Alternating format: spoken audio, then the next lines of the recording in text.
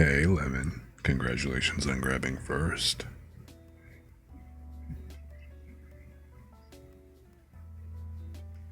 I do hope that your internet's gonna let you cooperate for a while, though. Or it'll cooperate with you for a while.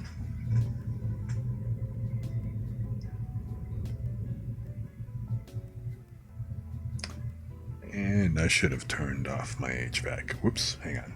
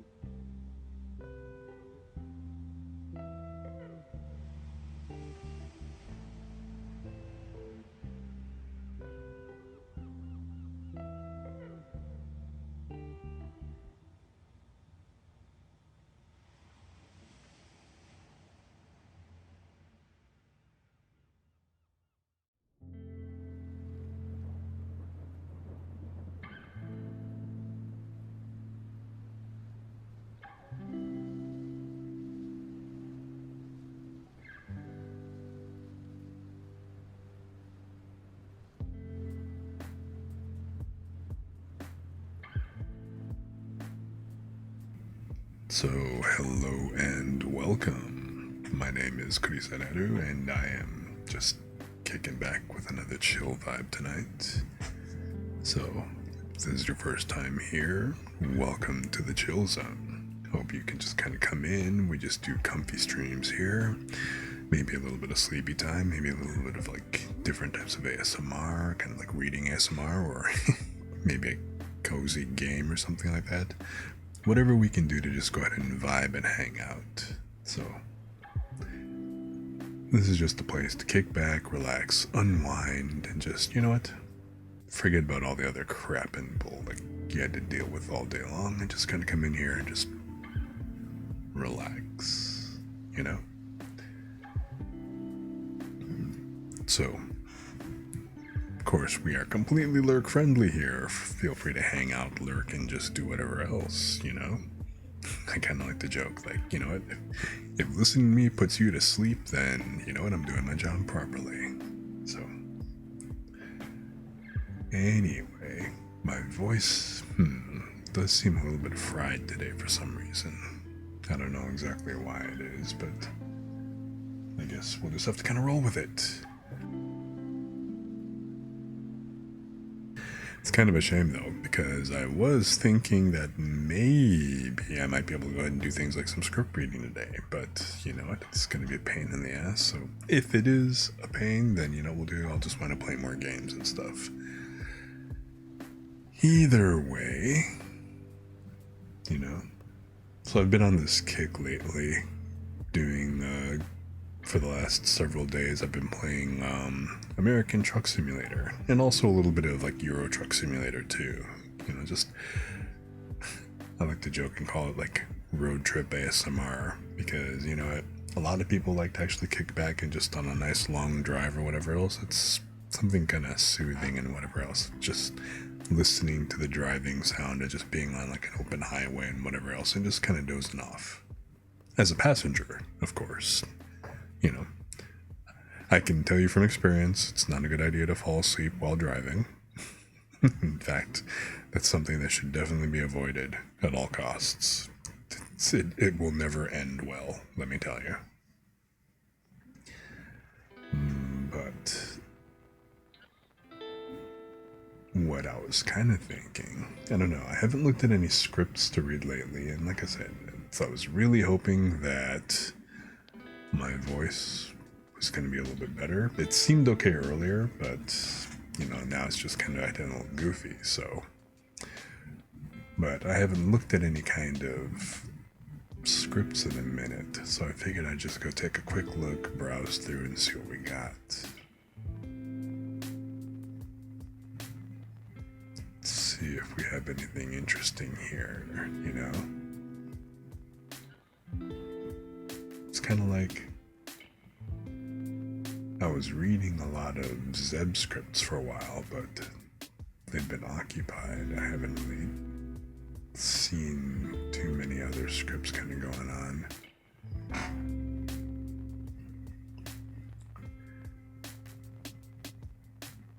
So I'd be kind of curious. Or if you guys have any kind of like line redeems that you might want to go ahead and do. But in the meantime, you know what? I'm going to try warming up and see if I can find some scripts to read. Yes, I should have actually had these ahead of time, but I was kind of occupied right up until the stream started, so. You know, and I'm just going to go ahead and kind of play this by ear, see what we can find. And like I said, this is just kind of like a test run. If my voice decides that it doesn't want to hold up, then, you know what? Again, there's always plan B. And we'll figure something out.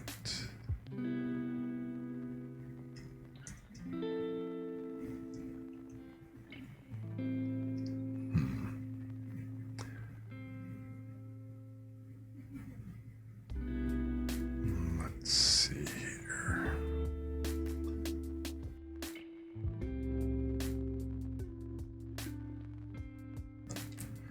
So how are you guys doing today?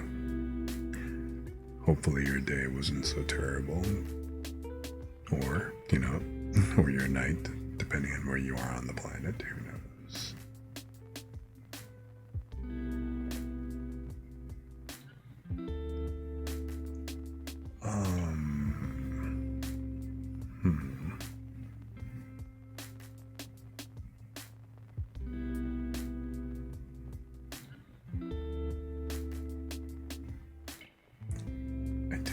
realized I wasn't signed in. Whoops.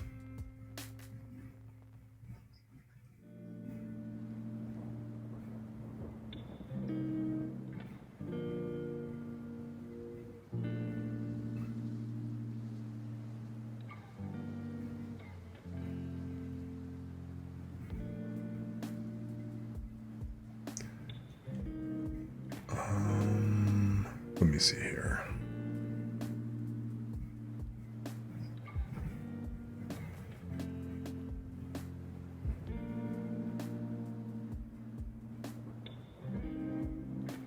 Okay.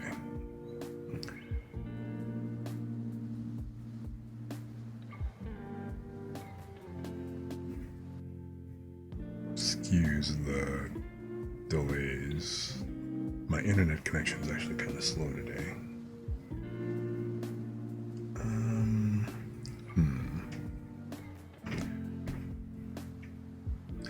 And I'm really hoping that you don't hear the people above me just kind of stomping around and shit. I don't know what they're doing, but it's like they're kind of going back and forth.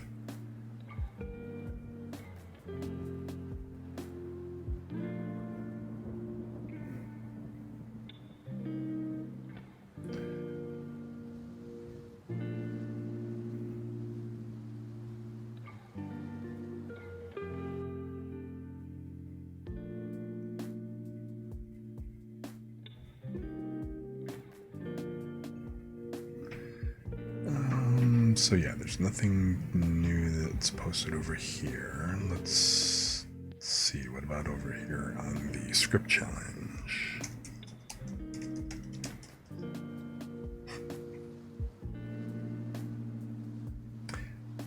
I mean, if nothing else, like I said, I can always kind of fall back and just drop right back into a game and just go straight into, like, another long drive or something like that.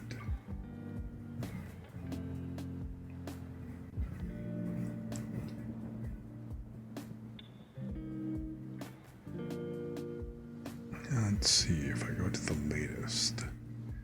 What kind of scripts have people posted up recently?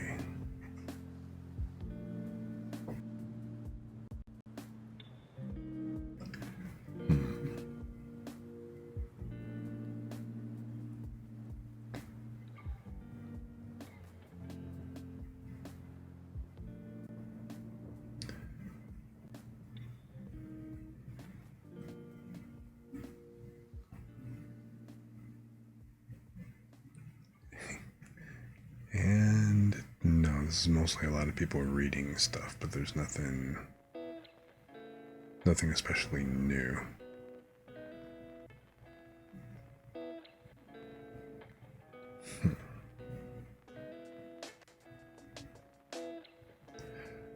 Well, so much for that idea.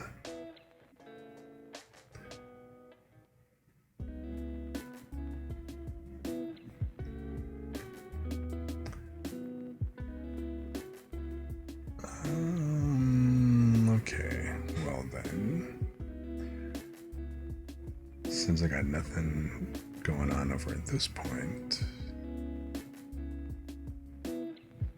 and it does seem like Lemon's dropped off, so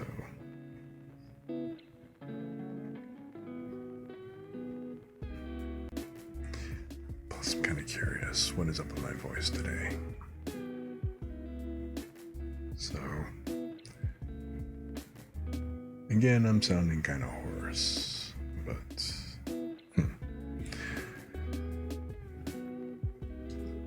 you know what? Let's see here.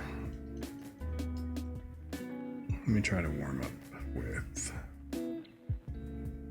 what have I got that I haven't read recently.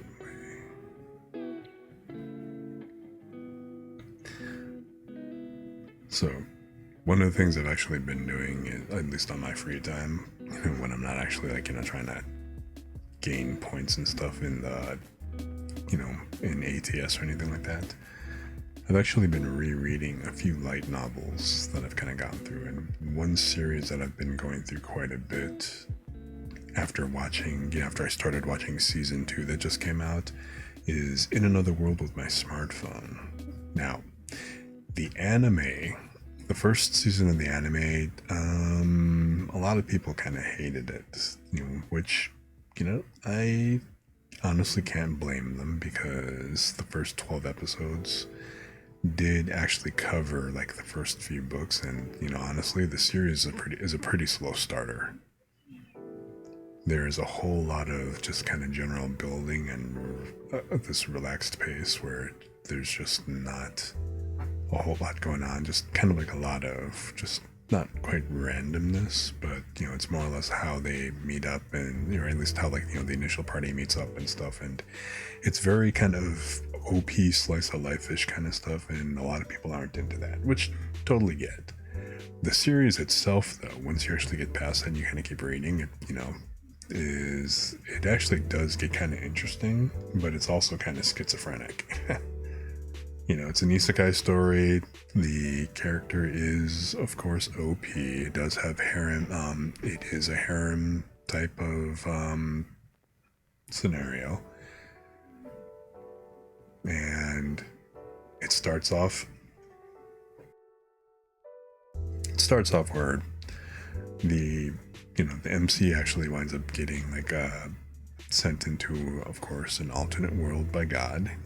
It starts off as a world with magic and stuff like that, and then kind of starts going sideways with and just next thing you know, there's like giant robots and stuff like that kind of go on, and I'm not talking about in a Knights and Magic kind of way. It's a pretty wild ride, and like I said, just some of the things, there's like a lot of different side stories as things kind of go along and everything, but the overall arc of basically the monster invasion from another world is just I mean, some people might like it, some people might not. That's really all it comes down to.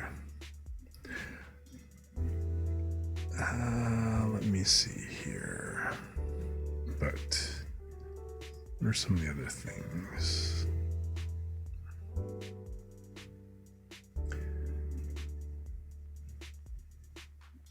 Here is... Oh wait, do I actually have this? Oh, hey. Hey, Lumi. Congratulations on taking second.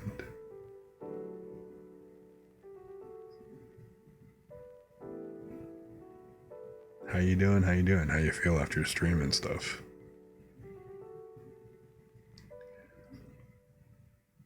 Hopefully you had a chance to go ahead and eat and rest up and things like that, and... I was really kind of thinking about doing a reading stream, but right now I'm not quite sure how I sound. It's kind of frustrating that my voice just doesn't want to doesn't want to cooperate every now and then. So I am very perturbed about that. I was thinking about trying to do maybe do a warm-up with some script reading, but honestly, I looked over in Script Challenge. It's the same old, there's nothing new over there, and our resident script writer has been a little occupied, so there isn't anything new on that side either. So I was thinking of just doing some other general readings and stuff. But then, like I said, I'm not really sure how I'm sounding at the moment. So, who knows? So I don't really know.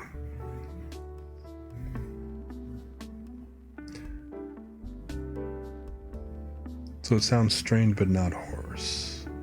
Okay.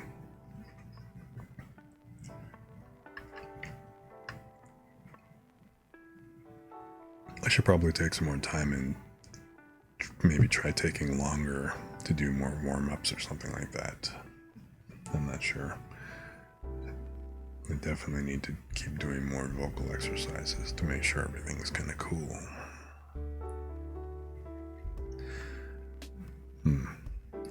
You don't think your average person would notice?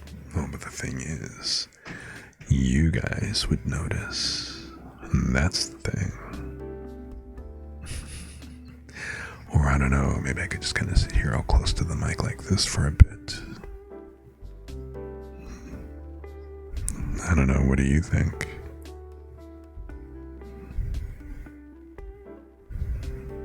I mean, yeah, sure I could, but then the real question is, and then what?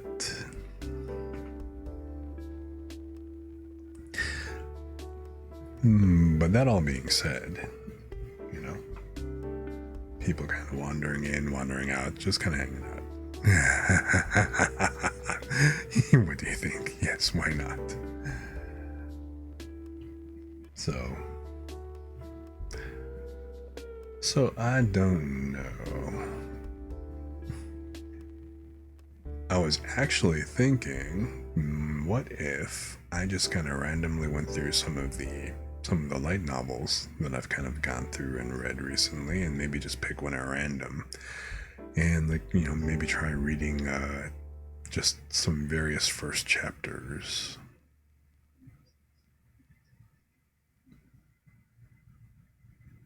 Hey, Saren, how you doing? Good to see you. Good to see you. Glad you could make it. How was your day going?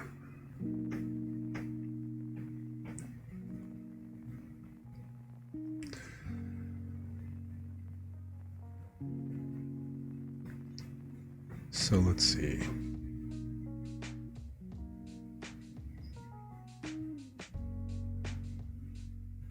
I don't think I actually read the first chapter of Volume 1 of In Another World by smartphone before. You got a lot done today. That's cool. Okay. Good now that you're here. Well, I'm very happy that you're here and happy that you made it. And yeah, I'm doing relatively well. My voice seems a little bit strained today for whatever reason. I think I just probably have to work more on warming it up and things like that and just keeping it loose. I don't really know. A little bit of a bummer though. I finally decided to actually start doing something with my voice, like, as far as, hey, entertaining and things like that, or something of that nature, and then next thing you know, okay, now you want to be all unreliable? What the hell? But anyway, yes, very happy that you were productive today and that you got a lot of stuff done, so that's always good. Not all of us could say the same, but you do what you can. That's the important part.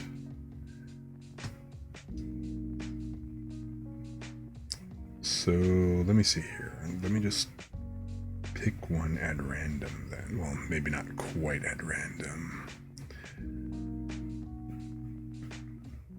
I happen to be a big fan of isekai stories, I kind of noticed.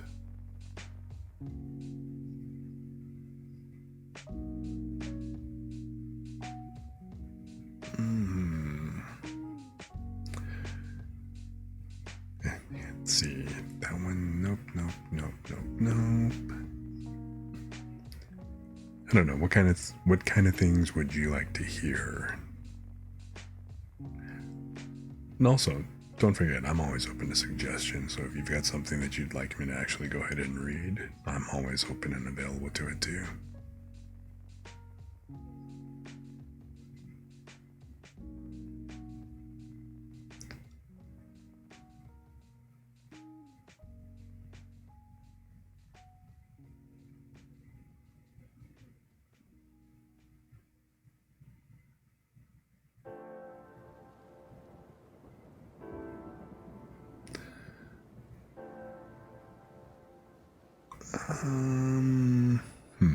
How about this one? This is actually pretty lighthearted. It's a fairly chill type vibe.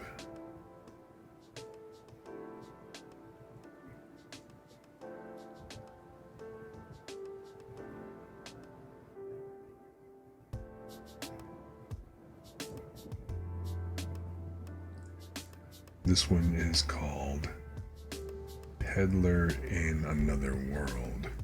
I can go back to my world whenever I want. I am probably guessing that this will wind up having an anime adaptation at some point.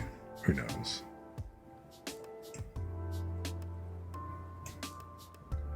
Anything could happen. Hang on, I gotta wait for it to finish loading. iBooks is actually seems to be running a little slow. Everything is kind of slow today. So let's see here. All right. Okay, there it goes. So I don't know, you guys want to kick back and hear a story or two? Like I said, I'm not going to read the whole thing, obviously, for, copyright reasons, but I think considering the fact that the first chapters are like kind of open, this particular book is actually published through J Novel Club, and if you actually go ahead and you sign up with them, you hear they actually make the first chapters of their translations. The first chapters are usually available for like preview purposes. So I think this should be perfectly fine if I just simply read just the first chapters. So I'm just going to go ahead and let's just kind of kick in with this one and just see what it's like. Let's see if I can warm up. So give me one quick sec here.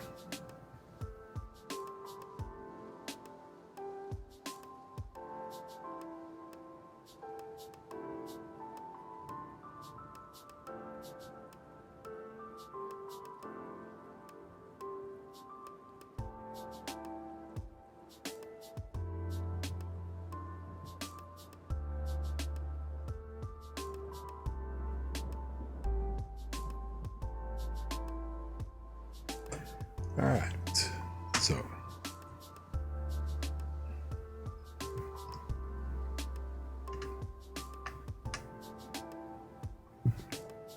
you know what? Let me change real quick. Let me change the tags from just chatting to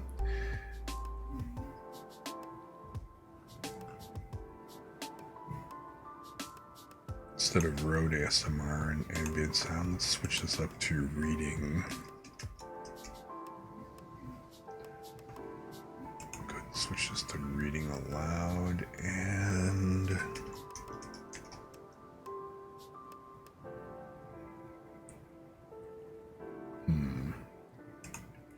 all right, I'll just call it reading stream. How about that? So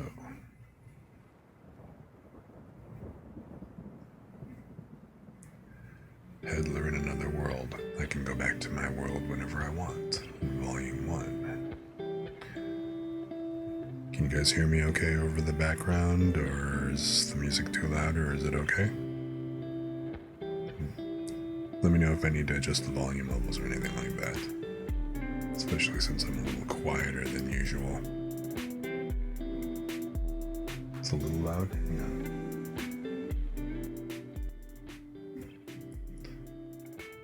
How about that? Is that a little bit better? Or do I need to kick it down a little bit more? Okay.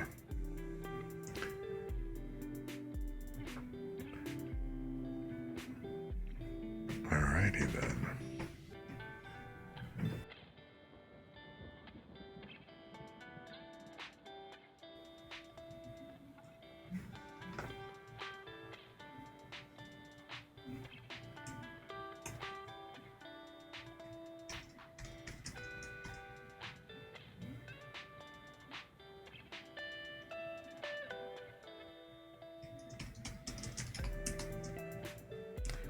Okay, let me just switch these up.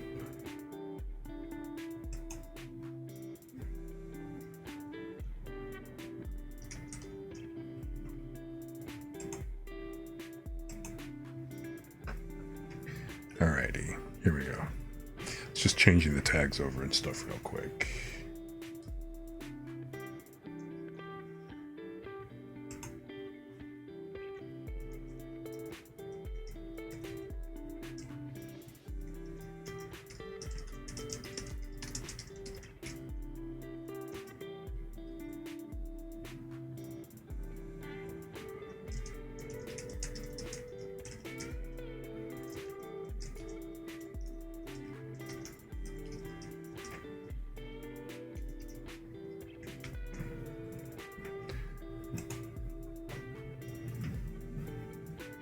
All right, there we go.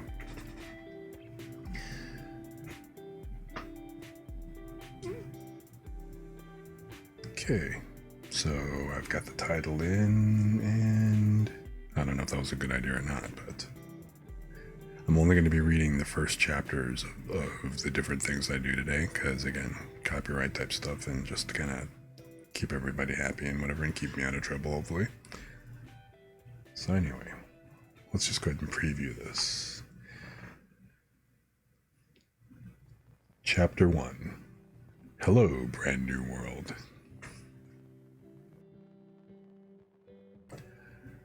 So, this is a thing, huh? At that precise moment in time, I was standing in the middle of a forest, peering at the outline of a town up ahead that looked like it was straight out of a fantasy movie. I noticed there were 2 moons shining brightly in the sky above me. And I said, turning around to look back at where I just come from, that's the room with Grandma's memorial altar in it. I took a deep breath and tried to compose myself. Calm down. Calm down, Amado Shiro, I told myself. First things first, let's attempt to get a handle on the situation. This was my first day staying in the house my late grandma had left to me in her will. I'd moved in after quitting my job at a company with, quite frankly, a toxic work environment around the end of the previous month. After cleaning the whole place from top to bottom, and once the moving company had dropped off my boxes and boxes of stuff, I'd set about finding new homes for my belongings. It was then that I'd opened the closet in the Japanese-style room where my grandma's memorial altar had been placed. It was already there when I moved in. And I found myself in a fantasy world, I summed up to myself. This makes 0 sense. What kind of crazy supernatural phenomenon is this?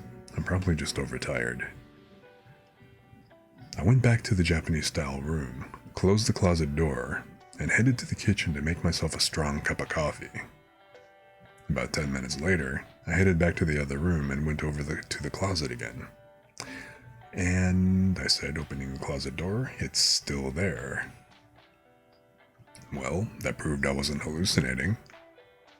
The 2 moons in the sky shone brightly, the roundness suggesting that tonight was their equivalent of a full moon.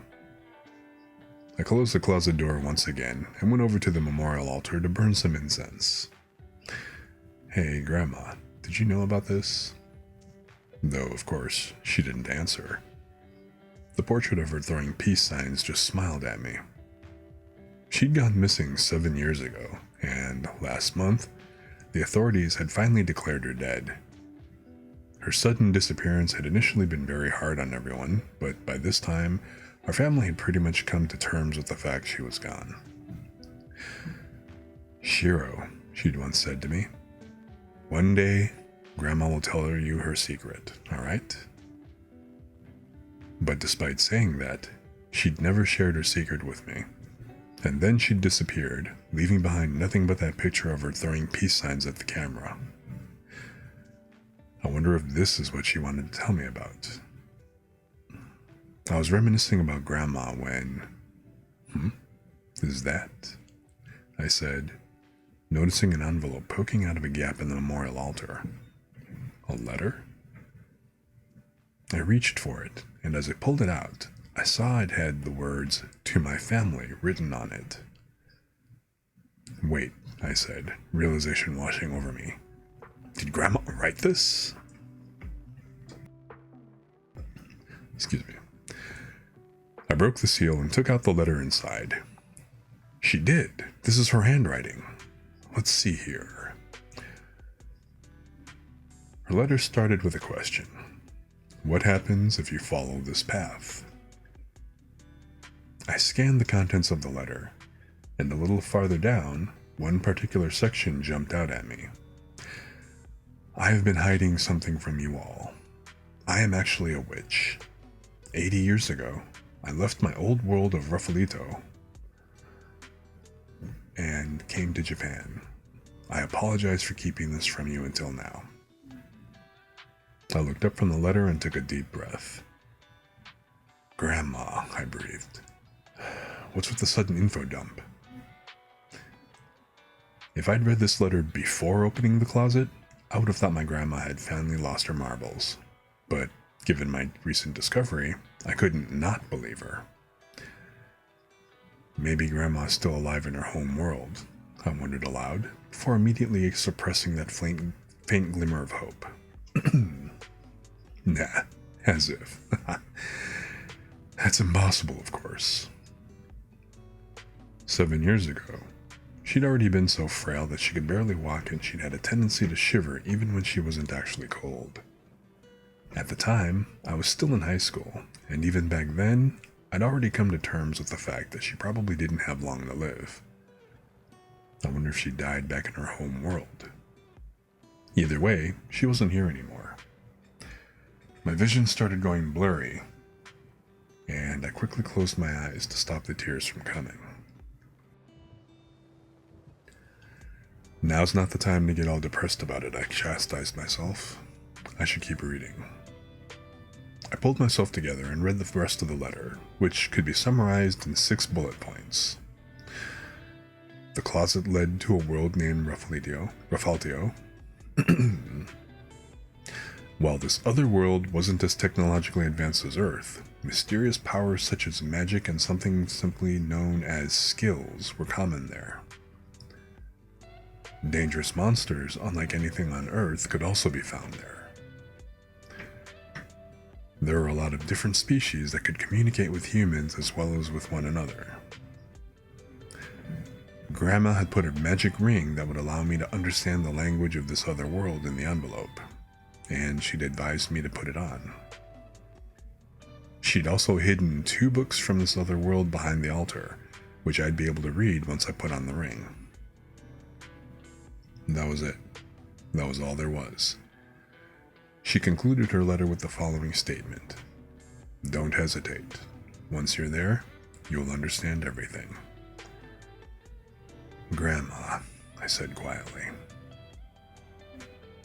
Like she'd said in her letter, there was a golden ring in the envelope, and as I looked closely at it, I noticed it was gleaming ever so slightly. I then reached behind the altar. Books, huh?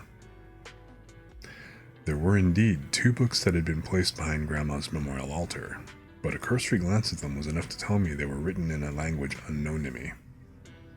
I couldn't even decipher the titles, let alone the actual contents of the books. Though, if what was written in Grandma's letter was accurate, if I put the ring on, the incomprehensible language wouldn't be so much of a mystery anymore, and I should be able to read what they had said. So I put the ring on the index finger of my left hand, and the Book of Equivalent Exchange and the Book of Inventory, I read aloud. I really was able to read the titles. The Book of Equivalent Exchange was about 30 pages long, while the Book of Inventory was only about a dozen. Even though I could now read the language the books were written in, the contents went pretty much straight over my head.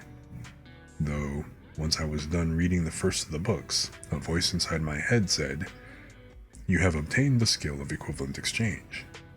Who's there?" I cried. I peered around the room, but the only things in it were the memorial altar and the photo of Grandma throwing peace signs. What was that I'd just heard? It was super freaky. I said, pondering about what had just happened. I don't really get it, but it sounds like I just got an equivalent exchange skill, whatever that means. kind of sounds like something straight out of a light novel or a game. Next, I read the Book of Inventory.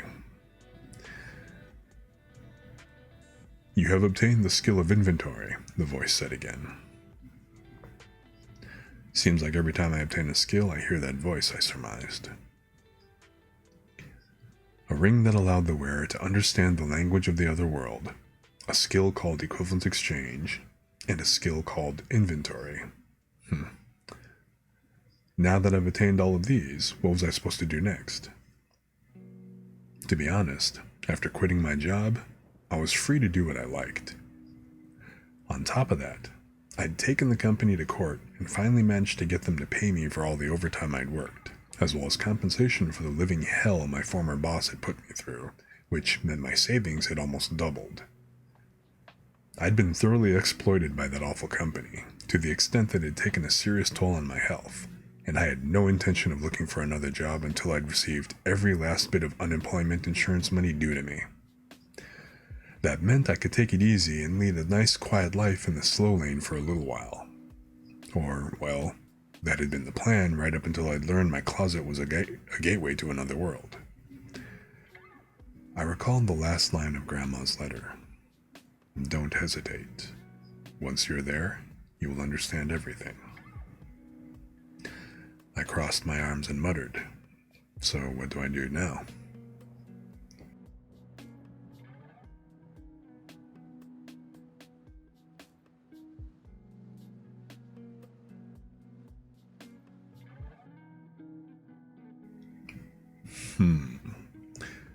Should I go over there or not? I wondered aloud. I imagined myself telling people about my discovery. Oh, by the way, my closet leads to another world. Yeah, there was no way anybody would believe me. And in the highly unlikely event that someone did, my grandma's house would probably get seized by the government or the USA or maybe even the UN. After all, if my house really did lead to another world, and assuming this other world was roughly the same size as the Earth, it would mean the natural resources of a whole planet were accessible from right here in this house. It would undoubtedly be commandeered by the authorities for the good of the country, perhaps even the world. All of this meant, if I ever wanted to tell anyone about this, I'd have to make sure it was someone I could trust 100%. In light of that, I only had one option. Guess I'm gonna have to keep all this to myself for now. That led me to my current dilemma. Should I go to this other world or not? In the pro column, I had more free time than I knew what to do with. I would have access to the natural resources of an entire world, and perhaps more importantly, in her letter, Grandma had written, "Don't hesitate. Once you're there, you will understand everything." Well, that sounded pretty conclusive to me. I guess I really should go then, I said. After all, Grandma always used to say I should travel more. I nodded, my mind made up. I would visit the world of Rafaltio. The next day came, and after making a trip to the nearest home center to buy some outdoor gear, I stood in front of the closet door. Grandma had said in her letter that there were monsters in the other world, so I'd also bought a survival knife just in case. I was now ready for whatever lay beyond the door. Right. See you later, Grandma, I said, putting my hands together in front of the memorial altar. After slipping on the ring Grandma had left for me in the envelope with her letter, I opened the sliding door of the closet and stared out at the landscape beyond. One more step and I would be in another world. I crossed the threshold and found myself standing in the middle of a forest. As a test, I closed the door behind me and watched it slowly disappear. Then I wished for it to appear again, which it promptly did, just like Grandma had said it would in her letter. According to her, the closet door was always behind me, even if I couldn't see it, which meant I was basically free to cross between the two worlds whenever I wanted. Not gonna lie, Grandma's closet was pretty amazing. Well, time for an adventure. Brimming with enthusiasm, I decided to head for the town I could see on the other side of the forest.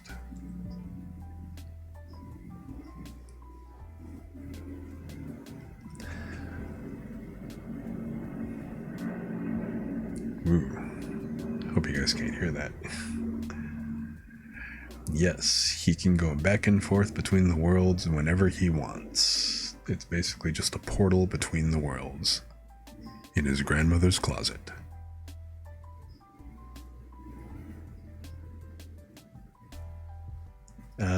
That was, I think, either a plane or a helicopter. I'm not sure. Sorry about that.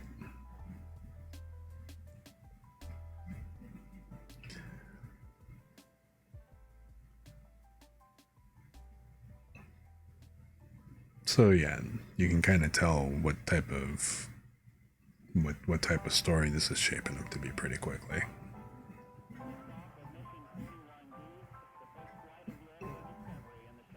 Very laid back, very just. There's only 3 volumes that have actually been out for this particular series so far. But it's just one of those easy reads, like, no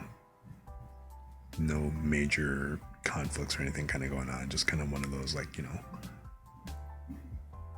light reading kind of deals. It's not a very deep series at all. It is, that's basically it. It's one of those if you want to be distracted for a little while. Which, that's perfectly fine. It's okay. But that was the first chapter to Peddler in Another World.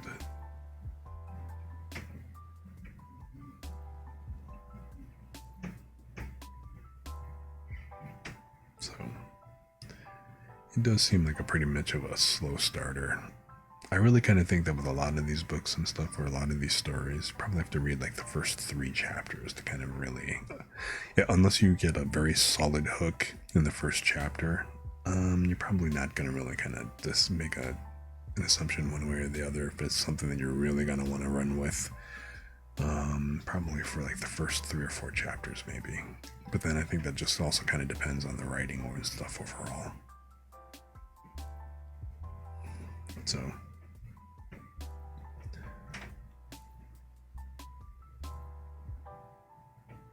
So, what did you guys think? Just very cute, very whatever.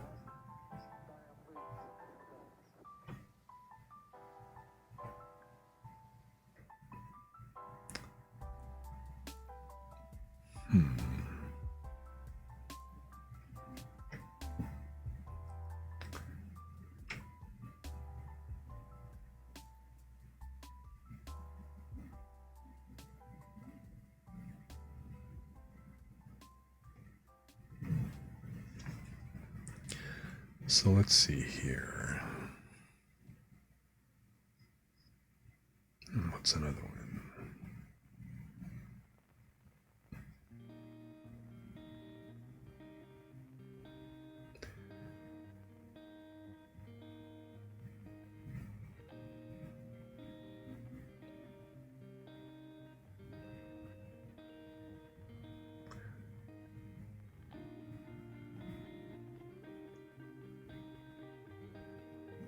It's kind of hard because, a lot of the,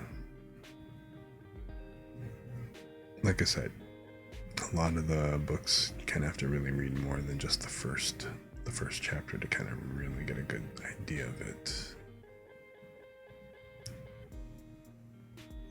It kind of depends though, but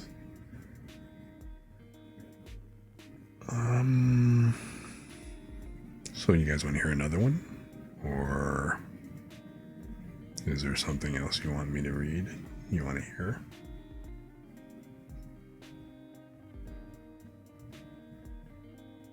Oh, I forgot I had these.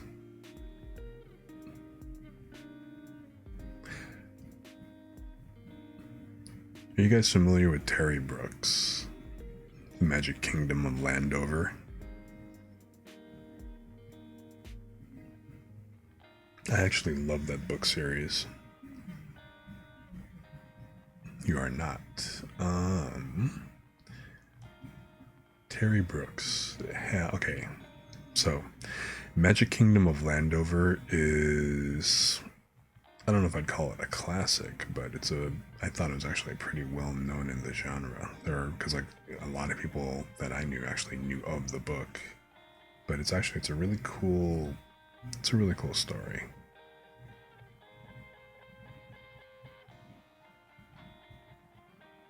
So let me pull this up real quick. So I got book 1. Hey, wait a minute. Oh, that's right, I forgot the way this is actually set up. So, in the Apple bookstore, these are actually, what do they call them? Compilation volumes. So volume 1 actually has the first 3 books, if I'm not mistaken. Genre? No, I wouldn't exactly call it young adult, just basically just adult fantasy, I think, would probably be the best description.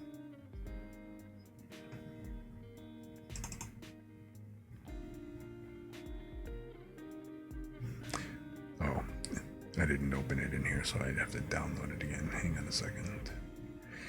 While that's downloading, I'm just gonna go ahead and change this to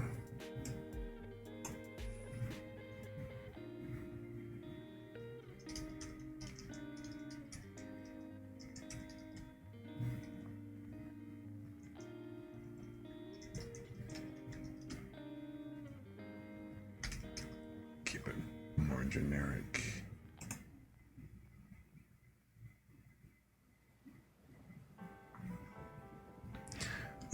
Yeah, a bit like the omnibus editions.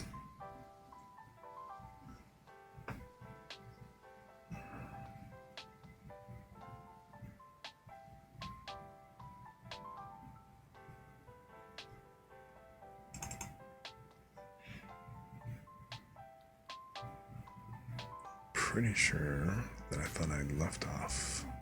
Okay.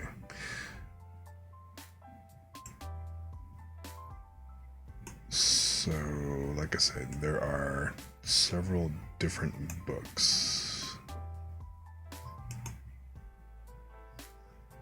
So the first book is Book 1, Magic Kingdom for Sale, sold! Book 2 is The Black Unicorn. Book 3 is Wizard at Large. These are the first 3 books that are in the first volume that's actually being sold over on Apple Books or iBooks or whatever. Oh, come on, what are you doing? So, you know what? Let's... How many pages are in this? What the hell is taking this so long? It's got 3 books, so I think there's probably about 600 pages or some shit. I'm not really sure.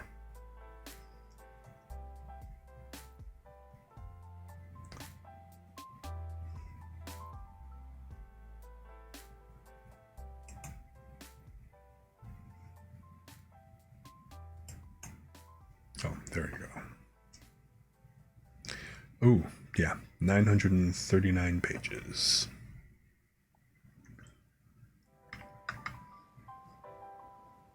This book series, in case you're just wondering, Magic Kingdom for Sale was from 1986, The Black Unicorn, 1987, Wizard at Large was from 1988. So, just kind of letting you know how long ago these were. So anyway, hang on one second. Just give me a moment.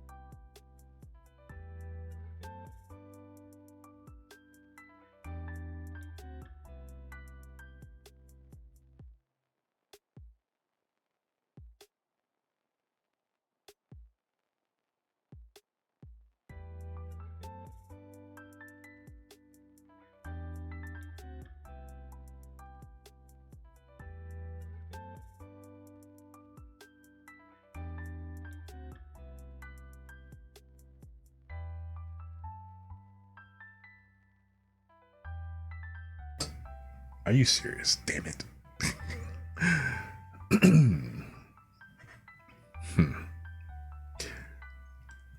I actually thought that I hit the button to unmute. My bad.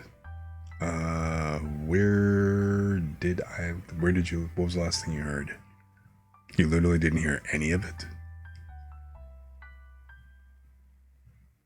Like,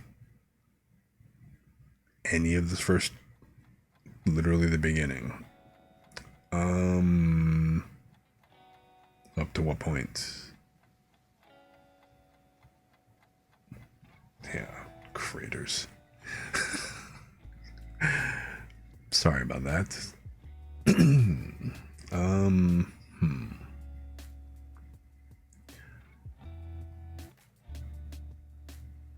So, what was the last part do you remember hearing?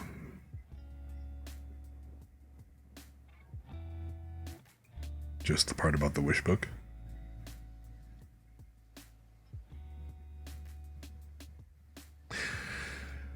Okay, well then, let me take it from the top.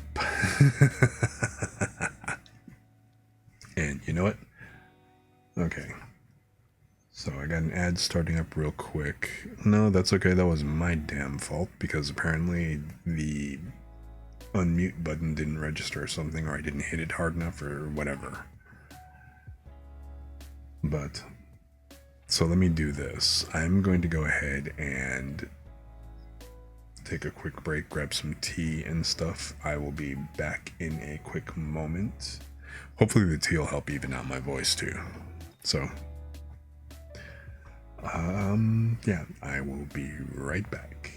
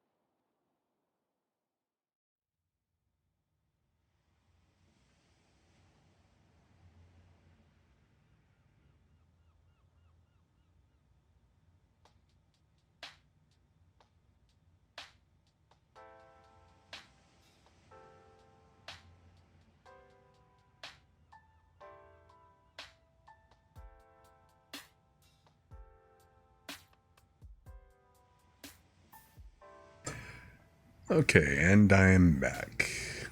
So, again, my apologies about that. I did not realize that I was muted. So, you know what? Let me do this. I'm going to move this. I'm going to rearrange and adjust my windows a little bit so I can always see at least the state of the volume buttons. So anyway, I have tea. Well, it's steeping at the moment, but I guess nothing for it. Let's take it from the top.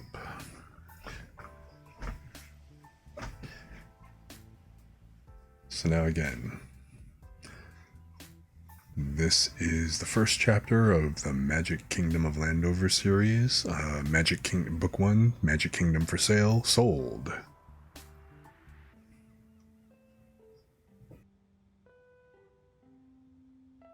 So, first chapter. Ben. The catalog was from Rosen's Limited. It was the department store's annual Christmas wish book. It was addressed to Annie. Ben Holliday stood frozen before the open cubicle of his mailbox, eyes slipping across the gaily decorated cover of the catalog to the white address label and the name of his dead wife. The lobby of the Chicago high-rise seemed oddly still in the graying dusk of the late afternoon rush hour, empty of everyone but the security guard and himself. Outside, past the line of floor-to-ceiling windows that fronted the building entry, the autumn wind blew in chill gusts down the canyon of Michigan Avenue and whispered of winter's coming. He ran his thumb over the smooth surface of the wish book. Annie had loved to shop, even when the shopping had only been through the mail-order catalogs. Rosen's had been one of her favorite stores. Sudden tears filled his eyes. He hadn't gotten over losing her, even after 2 years. Sometimes it seemed to him that losing her was nothing more than a trick of his imagination. That when he came home, she would still be there waiting for him. He took a deep breath, fighting back against the emotions that were aroused in him simply by seeing her name on that catalog cover. It was silly to feel like this. Nothing could bring her back to him. Nothing could change what had happened. His eyes lifted to stare into the dark square of the now empty mailbox. He remembered what it had been like when he had first learned that she had been killed. He had just returned from court, a pre-trial on the microlab case with old Wilson Frank and his sons. Ben was in his office, thinking of ways to persuade his opposition, a lawyer named Bates, that his latest offer of settlement would serve everyone's best interests when the call had come in. Annie had been in an accident on the Kennedy. She was at St. Jude's in critical condition. Could he come right over?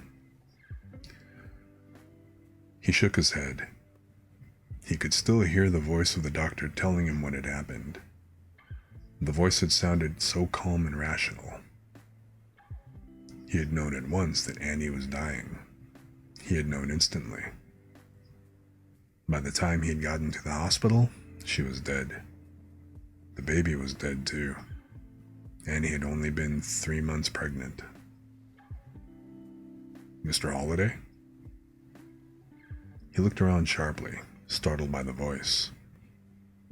George, the security guard, was looking over at him from behind the lobby desk. Everything all right, sir? He nodded and forced a quick smile. Yes, just thinking about something. He closed the mailbox door, shoved everything he had taken from it save the catalog into one coat pocket, and, still gripping the wish book in both hands, moved to the ground floor elevators. He didn't care for being caught off balance like that. Maybe it was the lawyer in him. Cold day out there, George offered, glancing out into the gray. Going to be a tough winter. A lot of snow, they say. Like it was a couple of years ago. Looks that way. Ben barely heard him as he glanced down again at the catalog. Annie always enjoyed the Christmas wish book. She used to read in promos from some of the more bizarre items. She used to make up stories about the kind of people who might purchase such things.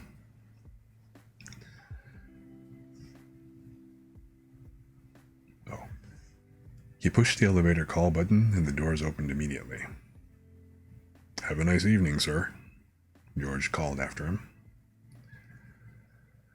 He rode the elevator to his penthouse suite, shucked off his topcoat, and walked into the front room, still clutching the catalog. Shadows draped the furnishings and dappled the carpeting and walls, but he left the lights off and stood motionless before the bank of windows that looked out over the sunroof and the buildings of the city beyond. Lights glimmered through the evening gray, distant and solitary, each a source of life separate and apart from the thousands of others. We are so much of the time alone, he thought. Wasn't it strange? He looked down again at the catalog. Why do you suppose they had sent it to Annie? Why were companies always sending mailers and flyers and free samples and God knew what all to people long after they were dead and buried? It was an intrusion on their privacy. It was an affront. Didn't these companies update their mailing lists? Or was it simply that they refused ever to give up on a customer?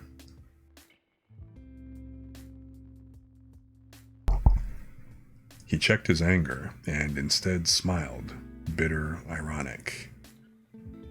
Maybe he should phone it all into Andy Rooney. Let him write about it. He turned on the lights then and walked over to the wall bar to make himself a scotch. Glenlivet on the rocks with a splash of water. He measured it out, sipped at it experimentally. There was a bar meeting in a little less than 2 hours, and he had promised Miles that he would make this one. Miles Bennett was not only his partner, but he was probably his only real friend since Annie's death. All of the others had drifted away somehow, lost in the shufflings and rearrangings of life's social order. Couples and singles made a poor mix, and most of their friends had been couples. He hadn't done much to foster continuing friendships in any case, spending most of his time involved with his work and with his private, inviolate grief. He was not such good company anymore, and only Miles had had the patience and the perseverance to stay with him.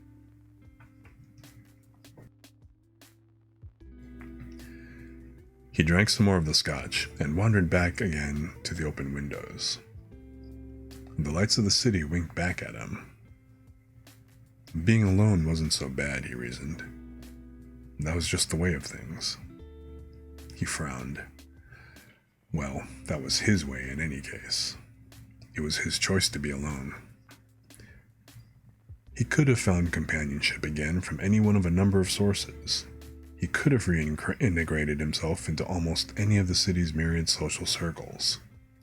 He had the necessary attributes. He was young still and successful. He was even wealthy, if money counted for anything. And in this world, it almost always did.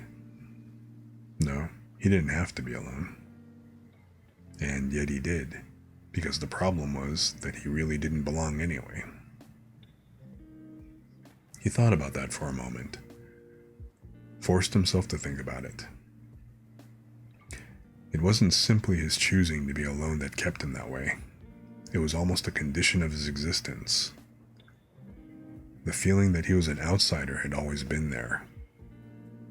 Becoming a lawyer had helped him deal with that feeling, giving him a place in life, giving him a ground upon which he might firmly stand. But the sense of not belonging had persisted, however diminished its intensity, a nagging certainty. Losing Annie had simply given it a new life, emphasizing the transiency of any ties that bound him to whom and what he had let himself become. He often wondered if others felt as he did.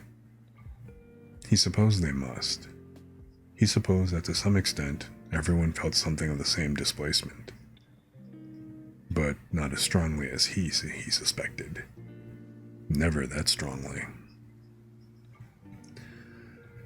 He knew Miles understood something of it, or at least something of Ben's sense of it. Miles didn't feel about it as Ben did, of course. Miles was a quintessential people person, always at home with others, always comfortable with his surroundings. He wanted Ben to be that way. He wanted to bring him out of that self-imposed shell and back into the mainstream of life. He viewed his friend as some sort of challenge in that regard. That was why Miles was so persistent about these damn bar meetings. That was why he kept after Ben to forget about Annie and get on with his life.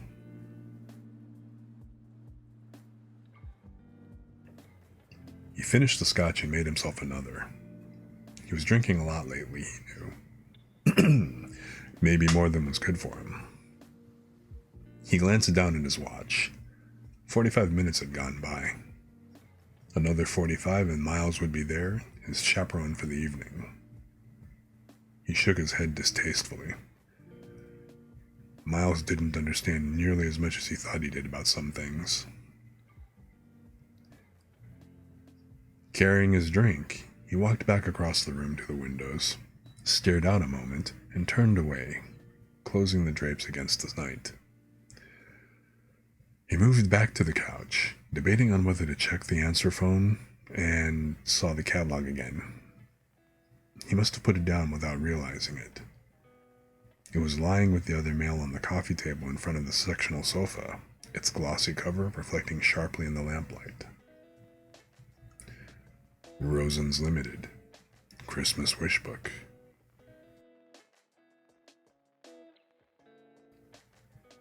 He sat down slowly in front of it and picked it up. A Christmas catalog of wishes and dreams. He had seen the kind before. An annual release from a department store that ostensibly offered something for everyone. This particular catalog was for the select few only, the wealthy few. Annie had always liked it, though.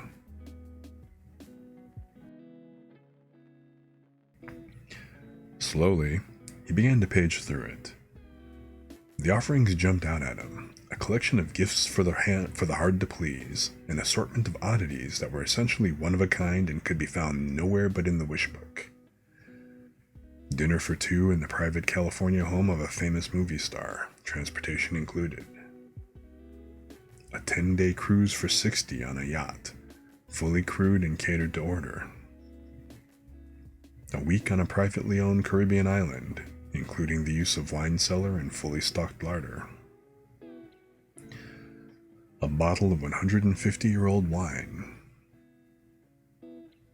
Hand-blown glass and diamond creations, designed per request. A gold toothpick. Sable coats for little girls' dolls. A collector's chest set of excuse me. A collector's chess set of science fiction film characters carved from ebony. A hand-woven tapestry of the signing of the Declaration of Independence. Yes, a gold toothpick. The list of offerings went on, item after item, each more exotic and strange than the one before. Ben took a strong pull on his scotch, almost repulsed by the extravagance of it all, but fascinated nevertheless. Then he thumbed ahead into the center of the catalog. There was a transparent bathtub with live goldfish encased in the framework. There was a silver shaving kit with your initials inlaid in gold. Why in God's name would anyone... He caught himself midway through the thought, his eyes drawn instantly to an artist's rendering of the item being offered on the pages that lay open before him. The promo of the item read as follows. Magic Kingdom for sale. Landover, island of enchantment and adventure rescued from the mists of time. home of knights and knaves, of dragons and damsels, of wizards and warlocks. Magic mixes with iron, and chivalry is the code of life for the true hero. All of your fantasies become real in this kingdom from another world. Only one thread to this whole cloth is lacking. You, to rule over all as king and high lord. Escape into your dreams and be born again. Price $1 million. Personal interview and financial disclosure. Inquire of Meek's home office.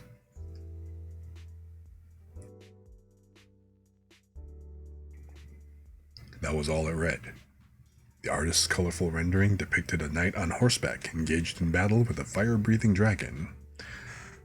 A beautiful and rather thinly clad damsel shrinking from the conflict before a tower wall, and a dark-robed wizard lifting his hands as if to cast an awesome and life-stealing spell.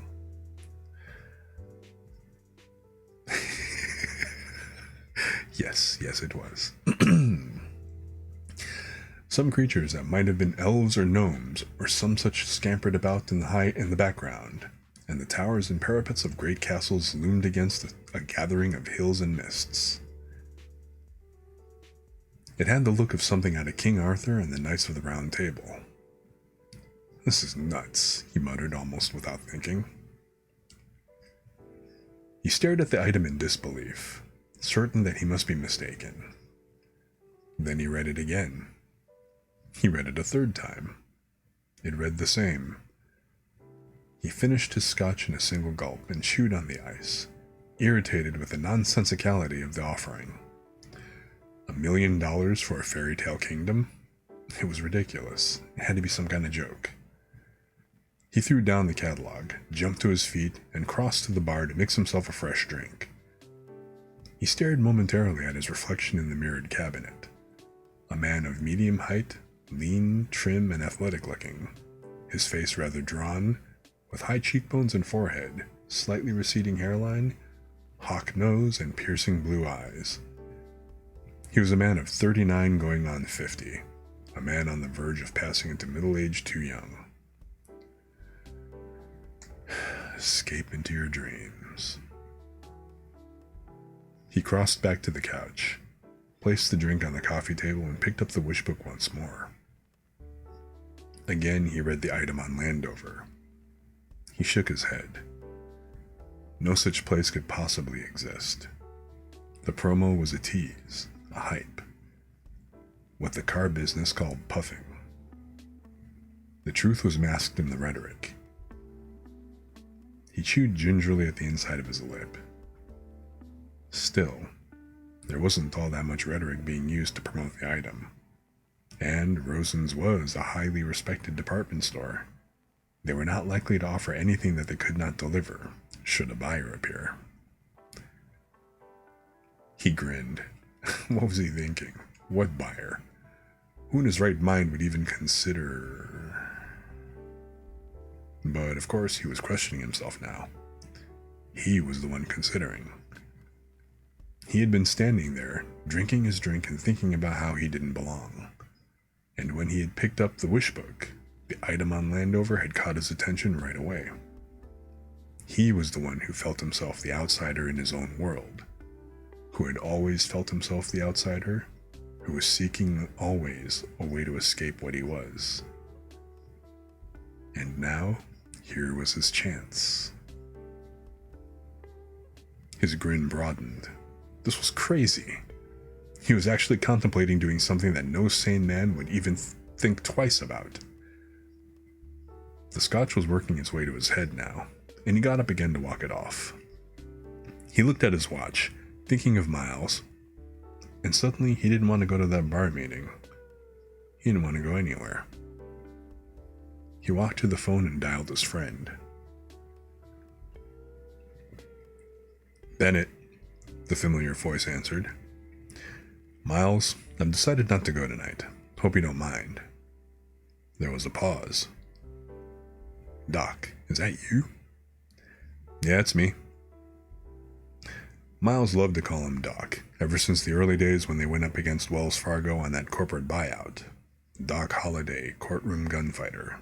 It drove Ben nuts. Look, you go on without me. You're going. Miles was unflappable. You said you were going and you're going. You promised. So I take it back. Lawyers do it all the time. You read the papers.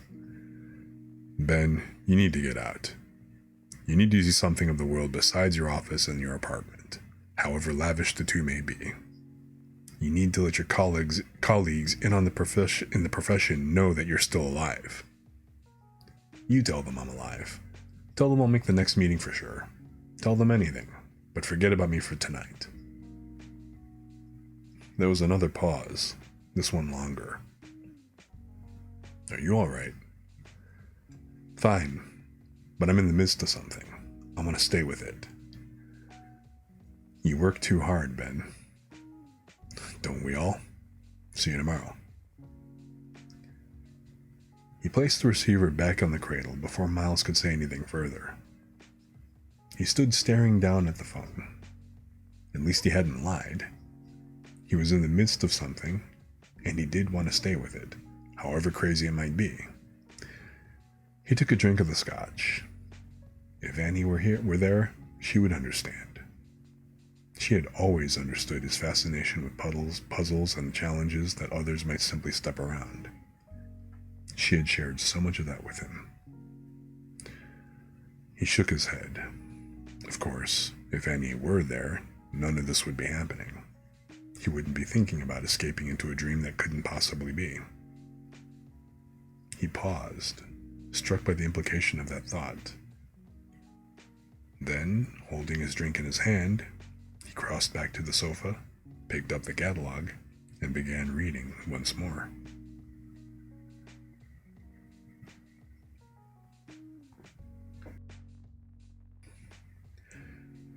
Ben was late getting to the offices of Holliday and Bennett Limited the next morning, and by the time he arrived, his disposition was less than agreeable.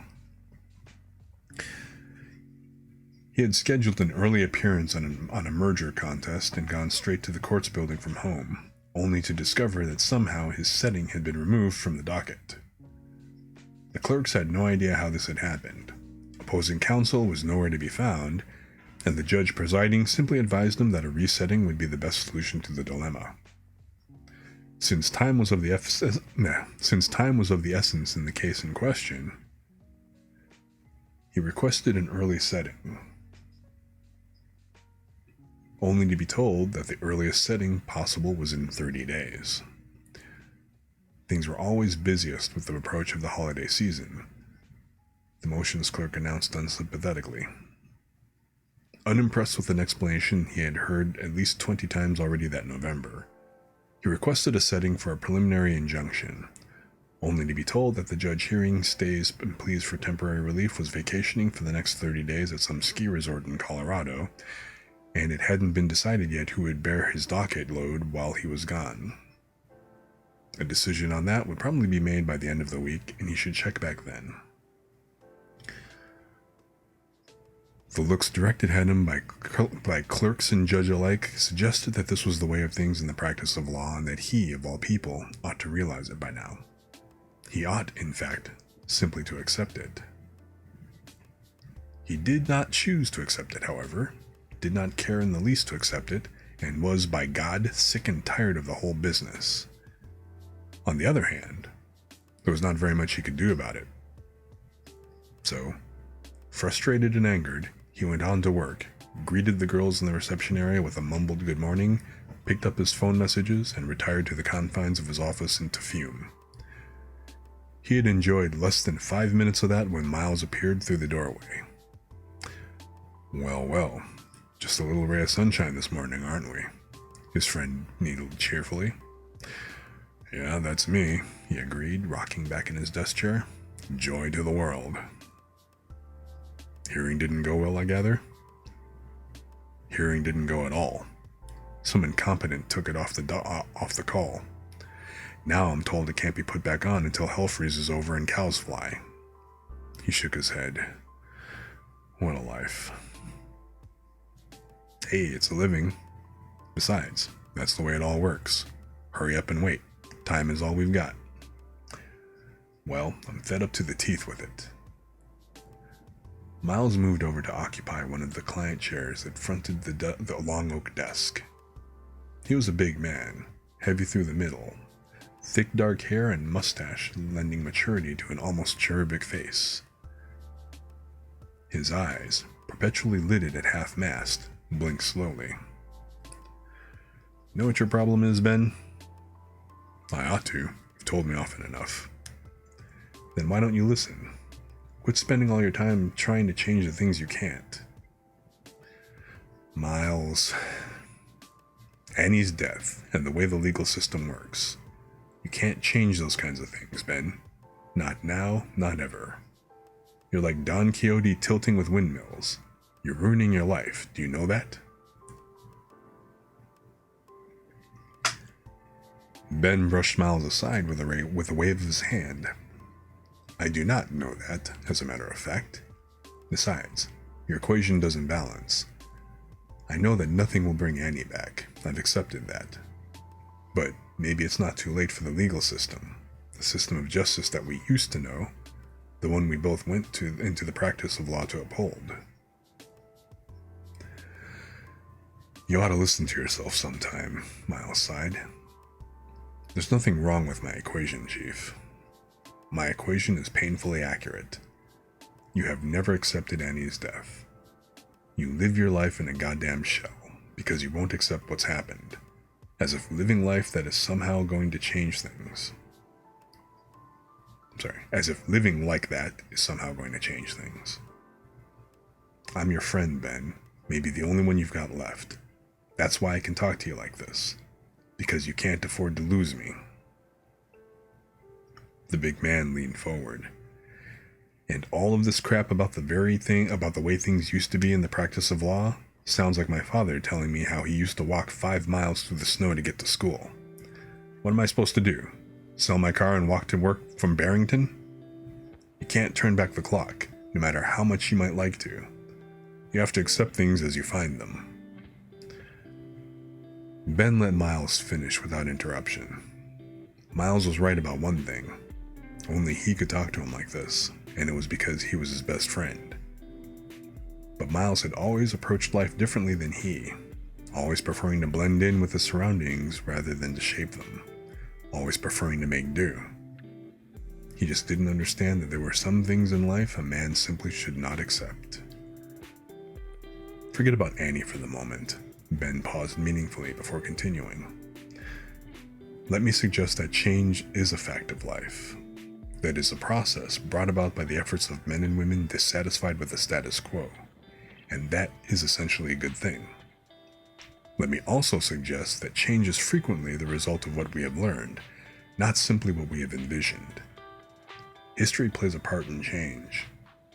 Therefore, what once was and what was good ought not to be cast aside as being simply wishful reminiscence.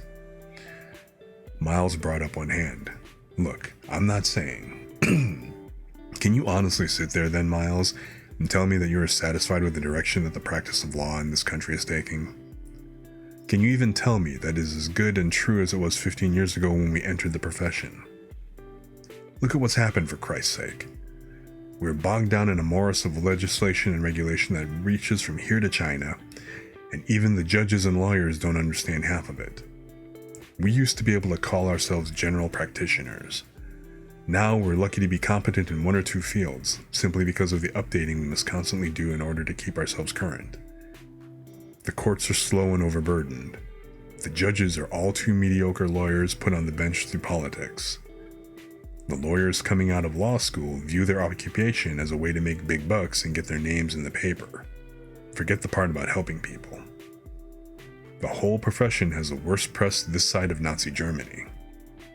We have advertising, like used car salesmen or furniture store dealers. We don't adequately educate ourselves. We don't adequately police ourselves. We just go through the motions and try to get by. Yeah, he's a little pissed off and salty. Miles stared at him, his head cocked appraisingly. Are you about finished? He nodded, slightly flushed. Yeah, I suppose so. Did I leave anything out?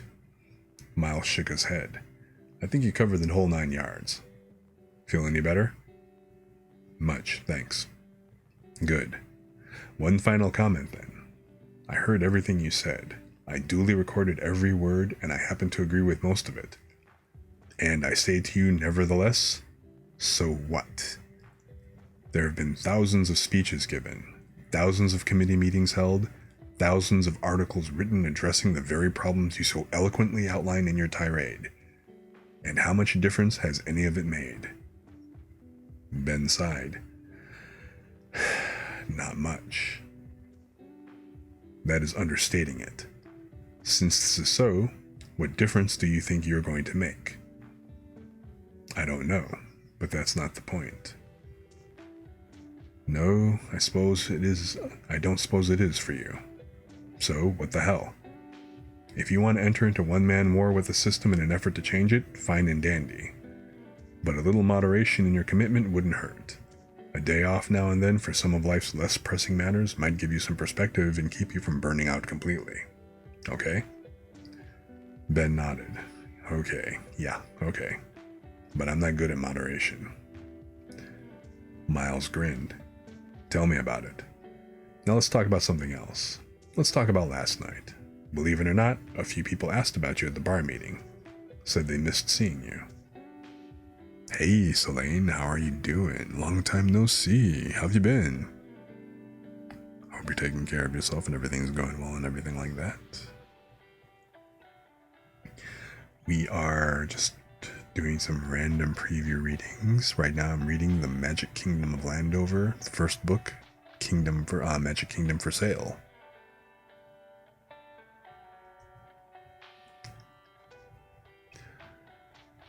They must be desperate for companionship then.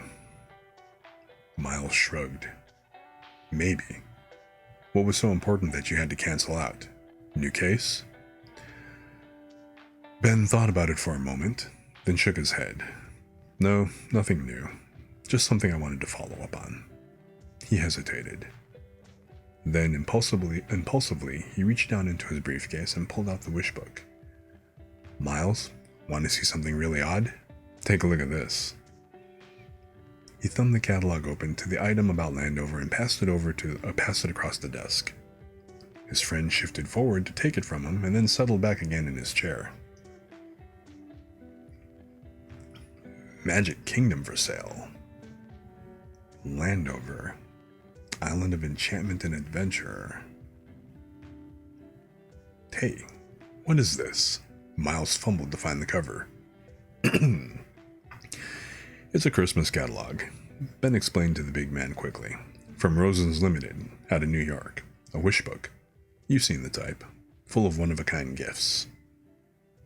Miles started reading again, finished, and looked up. Only $1 million, huh? What a bargain. Let's fly right to New York and apply. Beat the rush. What do you make of it? Miles stared at him. Same as you, I hope. Someone is nuts. He nodded slowly. That's what I thought too. But Rosen's wouldn't put an advertisement in a catalog like this if they couldn't produce. Then it must be staged. The dragons must be overgrown lizards or something. The magic must be sleight of hand. Miles laughed. Knights and damsels, courtesy of Central Casting. Dragons, courtesy of the San Diego Zoo. Johnny Carson will have the whole menagerie on sometime next week. Ben waited for the big man's laughter to die away. Think so? Of course, I think so. Don't you? I'm not sure. Miles frowned, then read the advertisement one time more. When he was done, he passed the catalog back across the desk. Is this what kept you home last night? In part, yes. There was a long silence. Miles cleared his throat. Ben, don't tell me you're thinking of... The phone rang. Ben picked it up, listened for a moment, and looked across the desk at his friend. Mrs. Lang is here. Miles glanced at his watch and rose. Needs a new will drafted, I think. He hesitated, looked for a moment as if he might say something more, then jammed his hands in his pants pockets and turned to the door. Well, enough of this. I've got to get some work done. Catch you later. He left the room frowning. Ben let him go.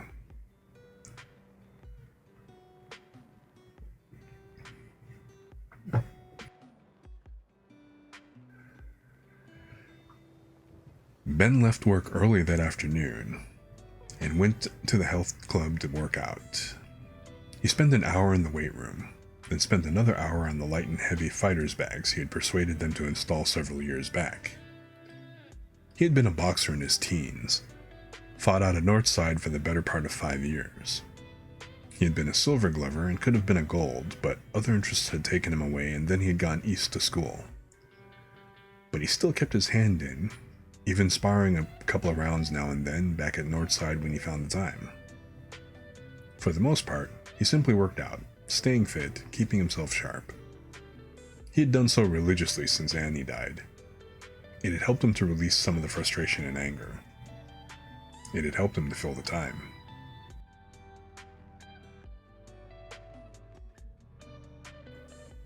It was true he had not been able to accept her death, he thought, as his cab worked his way through the rush hour traffic from the health club to the high-rise. He could admit it to himself, if not to Miles. The truth was that he didn't know how to accept it. He had loved her with an intensity that was frightening, and she him. They never spoke of it. They never had to. But it was always there. When she died, he had thought of killing himself. He had not done so only because he had known deep inside that he should not. That he should never give in to anything so obviously wrong that Annie would not want him to. So he had gone on with his life in the best way that he could, but he had never found a way to accept that she was really gone. Perhaps he never would. Frankly, he wasn't sure that it mattered all that much whether he did. He paid the cab driver at the curb, walked into the lobby of the high-rise, greeted George, and boarded the elevator for his penthouse suite.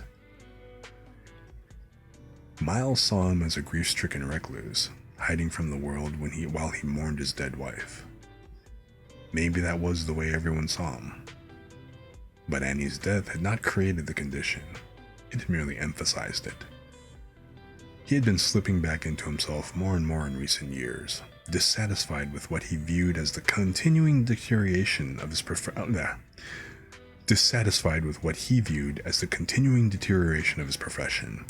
frustrated with the way in which it seemed to sink upon itself, until it no longer served the purposes for which it had been created. Miles would think it odd that he should feel that way. Doc Holliday, the corporate trial lawyer who had slain more Goliaths than any David had ever dreamed of facing. What did he have to feel frustrated about when the system had worked so effectively for him? But of course, one's personal successes sometimes only serve to point up the inequities worked on others. It was that way with him. He mixed a Glenlivet and water in his apartment and retired to the front room, seating himself on the sofa and staring out the window into the lights of the city. After a time, he pulled the Christmas wish book from Rosen's from his briefcase and opened it to the item on Landover. He had been thinking about it all day. He had been thinking of nothing else since he had first laid eyes on it last night. What if it were real? He sat there for a long time. The glass in his hand, the catalog open before him, thinking about the possibility. His present life, he felt, was at a standstill. Annie was dead. The profession of law, for him at least, was just as dead. There were more cases to be taken, more courtroom battles to be won, more Goliaths for David to slay. But the excesses and deficiencies of the legal system would still be there. In the end, he would simply be going through the same ritual with its frustration and disappointments, and it would all be meaningless. There had to be more for him in this life. There had to be.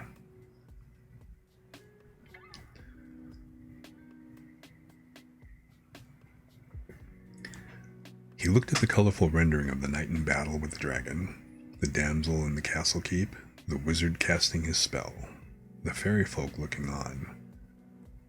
Landover, a dream out of a wish book. Escape into your dreams. For $1 million, of course. But he had the money. He had money enough to buy it 3 times over. His father and mother had both been wealthy, and he had enjoyed a lucrative practice. The $1 million was there, if that was the way he chose to spend it. And there was the interview with this fellow Meeks. That puzzled him. What was the purpose of the interview? To screen applicants? Did they anticipate there would be that many and there was some reason to choose among them? Perhaps where a king was to be selected, there was. He took a deep breath. What sort of king would he make? He had the price of the kingship, but so would others have it. He was physically and mentally fit, but others would be too. He was experienced in dealing with people and with laws. Others might not be. He was compassionate. He was honorable. He was farsighted. He was crazy. He finished off the drink, closed the wish book, and went into the kitchen to make dinner. He took his time about it, preparing a rather extravagant beef and vegetable dish, and served it to himself with wine. When the meal was finished, he moved back to the front room again and reseated himself on the sofa before the wish book. He already knew what he was going to do. Perhaps he'd known all along. He needed something to believe in again. He needed to recapture the magic that had first drawn him to the practice of law, the sense of wonder and excitement it had brought to his life. Most of all, he needed a challenge, because that was what gave life meaning. Landover could offer him that. He was not yet certain that it would, of course. Perhaps it was all an elaborate charade of the sort envisioned by Miles, where the dragons were large iguanas and the knights and wizards were all supplied by central casting. Perhaps the dream was a sham, an imitation of what the imagination would have it truly be. Even if it were all real, if it were all as described, all as the artist had rendered it to be, still it might be less than the dream. It might be as ordinary in truth as his present life. Yet the gamble was worth it. Because he had seen the parameters of his present life, and there were no unknowns left in it. And somehow, in some unexplainable way, he knew that whatever choices he might make now, with Annie gone, the only wrong choice he might make was to make no choice at all. He crossed back to the bar and made himself an Irish mist. He toasted himself solemnly in the mirror and drank. He felt exhilarated.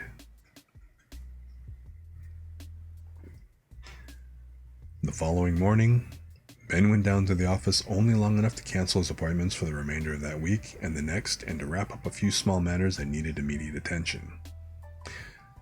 He was taking a short vacation, he told the girls and the law student who'd clerked for them part-time, doing research. Everything could wait until he returned. Miles was in court in Crystal Lake, so there were no questions asked. It was just as well. He called O'Hare then and booked a flight. By noon, he was on his way to New York.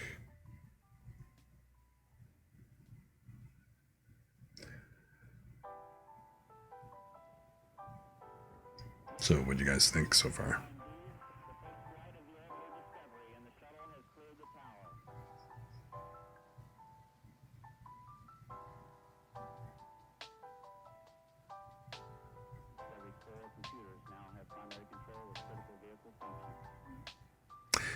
It is. It's pretty interesting. of course, knowing that what we know, that this is definitely a story, and of course that there's going to be drama and intrigue and stuff like that, and that it's definitely never what it always appears to be.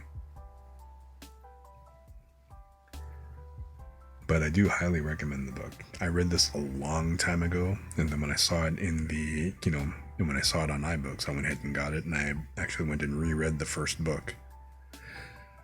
I didn't go back and finish reading the other two books, come to think of it. I kind of got caught up with some of the other things that I was actually reading and doing and stuff. I never did get back around to it. But I really enjoy the storyline. And I don't know if it's something that hooked you in and stuff in that first, with that first chapter. I think it's worth it.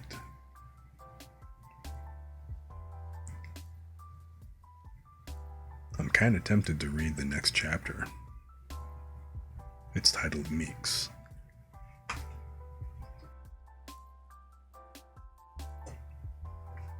So I don't know, what do you think? Should I go ahead and give it a quick read? Maybe not quite so quick, but you should. Haha! Hey Mikey, I think somebody likes it.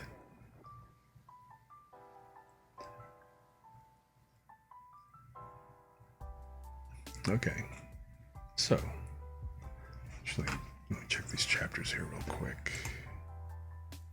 Meeks, Landover, questions. Alright, cool. Yeah, I'm going to go ahead and read chapter 2, and then I think that's actually a pretty good cliffhanger.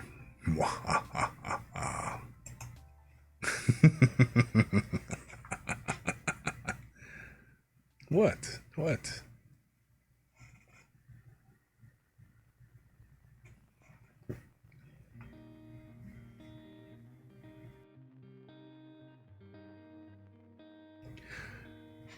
So, chapter 2, Meeks.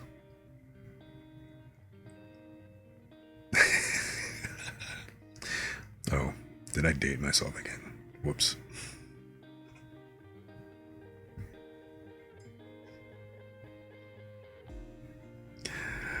Your mom makes that joke. Tell your mom I said hi.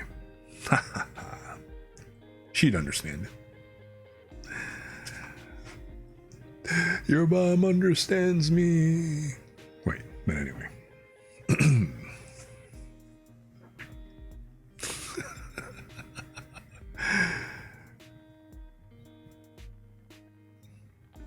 That's funny. New York City was cold, gray, and alien. The jagged edges of his bones jutting into a sky masked in clouds and mist. The flat planes of its skin glistening through a steady downpour. Ben watched it materialize beneath him as if by magic as a 727 slipped over the waters of the East River and settled down toward the empty runway. Traffic jammed the distant freeways, lifeblood flowing through arteries and veins, but the city had the feel of a corpse. Damn. He took a cab from LaGuardia to the Waldorf, settled back in silence as the driver played reggae, and ignored him. He booked a single at the Waldorf, resisting the temptation of requesting a suite. There would be no such modern suites in Landover. It was a meaningless concession, perhaps, but he had to start somewhere. This was as good a place as any. One step at a time, as the saying went. In his room, he took 5 minutes to unpack, then picked up the Manhattan phone directory and looked up the number to Rosen's. He found it in bold print, dialed and waited. When the department store switchboard answered, he asked for customer service and was transferred. He indicated to the new voice that he was interested in an item in the Christmas wish book and needed to make an appointment with Mr. Meeks. There was a pause, a request for the item number, and again he was transferred. This time he was kept waiting for several minutes. Then a third voice came on the line. A woman's also, this one soft and graveled. Could he give her his name, address, and the number of a major credit card? He could. When did he wish to see Mr. Meeks? Tomorrow morning, if possible. He was visiting from Chicago for a few days only. Would tomorrow morning at 10 o'clock be satisfactory? That would be fine. 10 o'clock sharp, then. Fine. The line went dead. He stared at it for a moment, then hung up. He went down to the lobby, bought a Times, drank several scotches, Glenlivet watered over ice as usual, and went in to dinner. He ate with the paper before him, scanning its sections without interest, his mind elsewhere. He was back in his room by 7. He watched a news special on El Salvador and wondered how after so many years, could people could continue to kill each other so casually. A variety hour special followed, but he let it play without watching, distracted by a sudden need to analyze the particulars of what he was about. He had thought it through at least a dozen times already that day, but there was always the same nagging uncertainty. Did he really know what he was doing? Did he really appreciate what he was getting into? The answers this time were the same as they had been each time before. Yes, he knew what he was doing. Yes, he appreciated what he was getting into. At least as far as he was able to, he did. One step at a time, remember. He knew he would be leaving a lot behind him if this kingdom of Landover proved to be real. But most of it would be in the nature of material possessions and creature comforts, and those didn't really matter to him anymore. Cars and trains and airplanes, refrigerators and stoves and dishwashers, indoor toilets and electric shavers, all the modern things that were left behind to go fishing in Canada. Except that on a fishing trip, such things were left behind only for a few weeks. That wouldn't be the case here. This would be for much longer than a few weeks, and it wouldn't be like any camping trip he'd ever heard about, or at least he didn't think it would. What would it be like, he wondered suddenly. What would it be like in this fairy tale-like kingdom called Landover?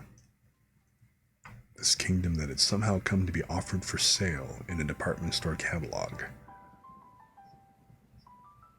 Would it be like the Land of Oz with munchkins and witches and a tin man who talked? Would there be a yellow brick road to follow? He resisted a sudden urge to pack up his suitcase and get the hell out of New York before going any further with the whole business. When you got right down to it, what mattered was not the sanity of his inquiry or the future into which he might choose to step. What mattered was the conscious decision to make some change in his life, and in making that change to find something that would offer him the purpose of being that he had lost. When you held your ground, the old saying went, you stopped moving. When you stopped moving, everything around you would eventually pass you by. He sighed. Trouble was, those old bromides always sounded truer than they were. The variety show gave way to the late news, weather, and sports. Ben undressed and put on pajamas. Did people wear pajamas in Landover? Brushed his teeth. Did people brush their teeth in Landover? Shut off the television and went to bed. He was awake early the next morning, having slept poorly as he always did the first night away from home on a trip. He showered, shaved, dressed in a dark blue business suit, caught the elevator to the lobby where he purchased an early edition of the Times, and went into Oscar's for breakfast. By 9 o'clock, he was on his way to Rosen's. He chose to walk. The decision was a perverse mix of stubbornness and wariness. The store was only about a half a dozen blocks from the hotel in Lexington, and anything that close ought to be walked. The day was iron gray and chill, but the rains had moved northeast into New England. A cab was a waste of money. Furthermore, by walking, he could approach the store at his own pace and on his own terms. Kind of work up to what he was going to do. The trial lawyer in him always appreciated the advantage of being able to orchestrate one's own entrance. He took his time, letting the feel of the autumn morning bring him fully awake. But He was there by 9:40 anyway. Rosen's was a 15-story chrome and glass cornerstone to two 30-plus story skyscrapers that ran half a block on Lexington and the better half of a short block on the cross street west. An old establishment, the store had obviously been remodeled when the skyscrapers had gone in, the aged stone facade giving way to a more modern look. Plate glass display windows lined the walkway along Lexington, filled with fashions displayed on mannequins with frozen smiles and empty stares. The late morning rush hour traffic passed them by unsmiling, unseeing. Ben followed the line of windows south to a recessed entry and passed through two sets of double doors, sandwiching a weather foyer to the store within. The ground floor of Rosen's opened out before him, cavernous, polished, sterile. Rows of metal and glass display cases filled with jewelry, cosmetics, and silver lined the hall, gleaming and shining beneath a flood of fluorescent light. A handful of shoppers browsed the aisles that ran between the display cases, while store's personnel looked on. No one seemed much interested in generating sales. It all had the appearance of some arcane ritual. He glanced about. To his right, an escalator climbed through the ceiling to the floor above. To his left, a bank of elevators lined a distant wall. Straight ahead, where even the most bewildered shopper could not fail to see it, a glass-encased directory announced the departments and the floors on which they could be found. He took a moment to read the directory. There was no listing for Meeks. He hadn't really expected that there would be. The departments were listed alphabetically. Under the letter C, he found the heading, Customer Service, Special Ordering, 11th Floor. Fair enough, he thought. He would try that. He angled his way through the maze of cases to the elevators, caught one standing open and took it to the 11th floor. He stepped from the elevator into a reception area comfortably furnished with overstuffed chairs and couches, and fronted by a broad wraparound desk and typing station. An attractive 30-ish woman sat behind the desk, absorbed in a phone conversation. Rows of lighted buttons blinked on and off on her console. She finished her conversation, hung up the phone, and smiled pleasantly. "Good morning. May I help you?" He nodded. "My name is Holiday. I have an appointment at 10 with Mr. Meeks." He might have imagined it, but he thought her smile faded slightly. "Yes, sir. Mr. Meeks does not use offices on this floor. Mr. Meeks uses offices on the penthouse level." "The penthouse level?" "Yes, sir." She pointed to another elevator in an alcove to Ben's right. "Simply press the button labeled PL. That will take you to Mr. Meeks. I will telephone to let his receptionist know that you're coming." "Thank you." He hesitated. "This is the Mr. Meeks who is in charge of special ordering, isn't it?" "Yes, sir. Mr. Meeks." "The reason I ask is that your directory lists customer service special ordering on this floor." The receptionist brushed nervously at her hair. "Sir, we post no listing for Mr. Meeks. He prefers that his clients come through us." She tried a quick smile. "Mr. Meeks handles only our specialty items, a very select collection of merchandise." "The items in the Christmas wish book?" "Oh no. Most of those are handled by regular personnel. Mr. Meeks is not in the employ of Rosen's, sir. Mr. Meeks is a privately employed sales specialist who acts as our agent in certain sales transactions. Mr. Meeks handles only the most exotic and unusual of the items offered in the wish book, Mr. Holiday." She leaned forward slightly. "He designates his own line of sales items, I understand." Ben lifted his eyebrows in response. "Quite talented at his work, then, is he?" She looked away again suddenly. Yes, very. She reached for the phone. I'll call up for you, Mr. Holliday. She pointed to the second elevator. They'll be expecting you when you arrive. Goodbye. He said goodbye in response, walked into the designated elevator, and punched PL. Doors closed with the receptionist glancing covertly after him as she held the phone receiver to her ear.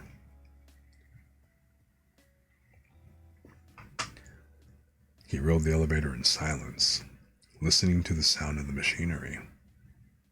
There were only 4 buttons on the panels above and next to the doors, numbered 1, 2, 3, and PL.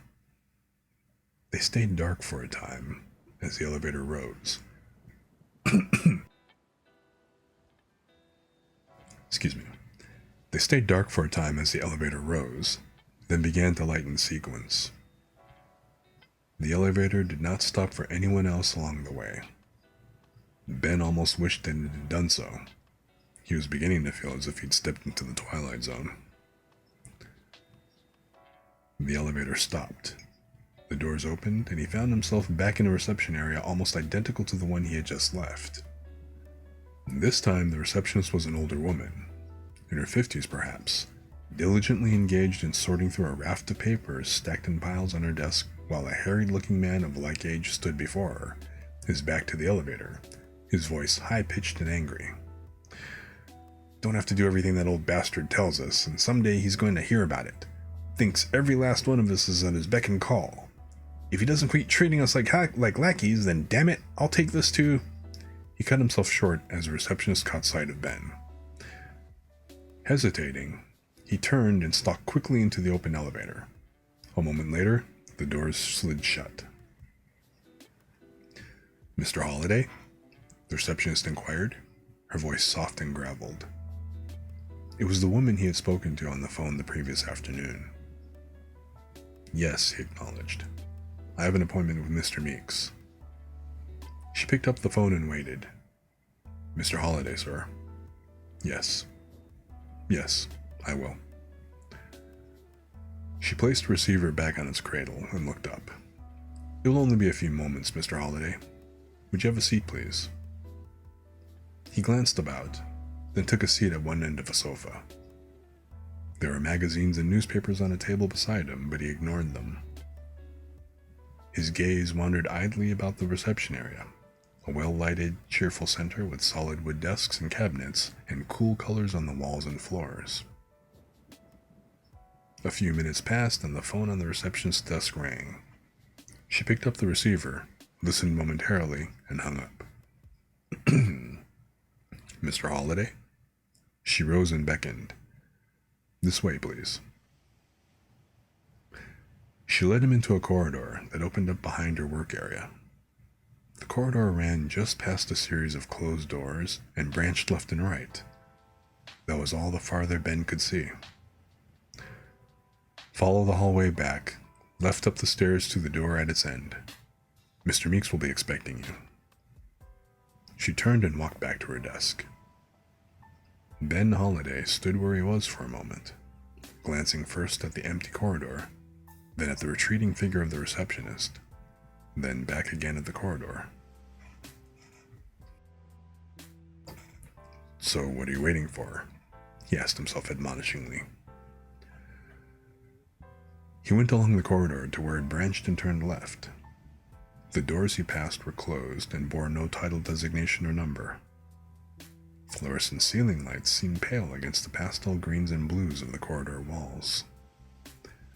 Thick pile carpet absorbed the sound of his shoes as he walked. It was very still. He hummed the theme from the Twilight Zone under his breath as he reached the staircase and began to climb.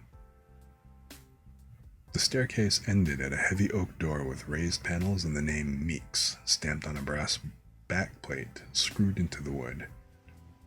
He stopped before the door, knocked, turned the sculpted metal handle and stepped inside. Meeks was standing directly in front of him. He was very tall, well over 6 feet, old and bent, his face craggy, his hair white and grizzled. He wore a black leather glove on his left hand. His right hand and arm were missing completely, the empty sleeve of his corduroy jacket tucked into a lower pocket. Pale blue eyes that were hard and steady met Ben's. Meeks looked as if he had fought and survived more than a few battles. "Mr. Holliday?" he asked, his voice almost a whisper. He sounded a good deal like his receptionist. Ben nodded. "I'm Meeks." The head dipped slightly. He didn't offer his hand, and neither did Ben. "Please come in and have a chair." He turned and shuffled away, hunching as he went as if his legs no longer worked properly. Ben followed him wordlessly, glancing about as he went.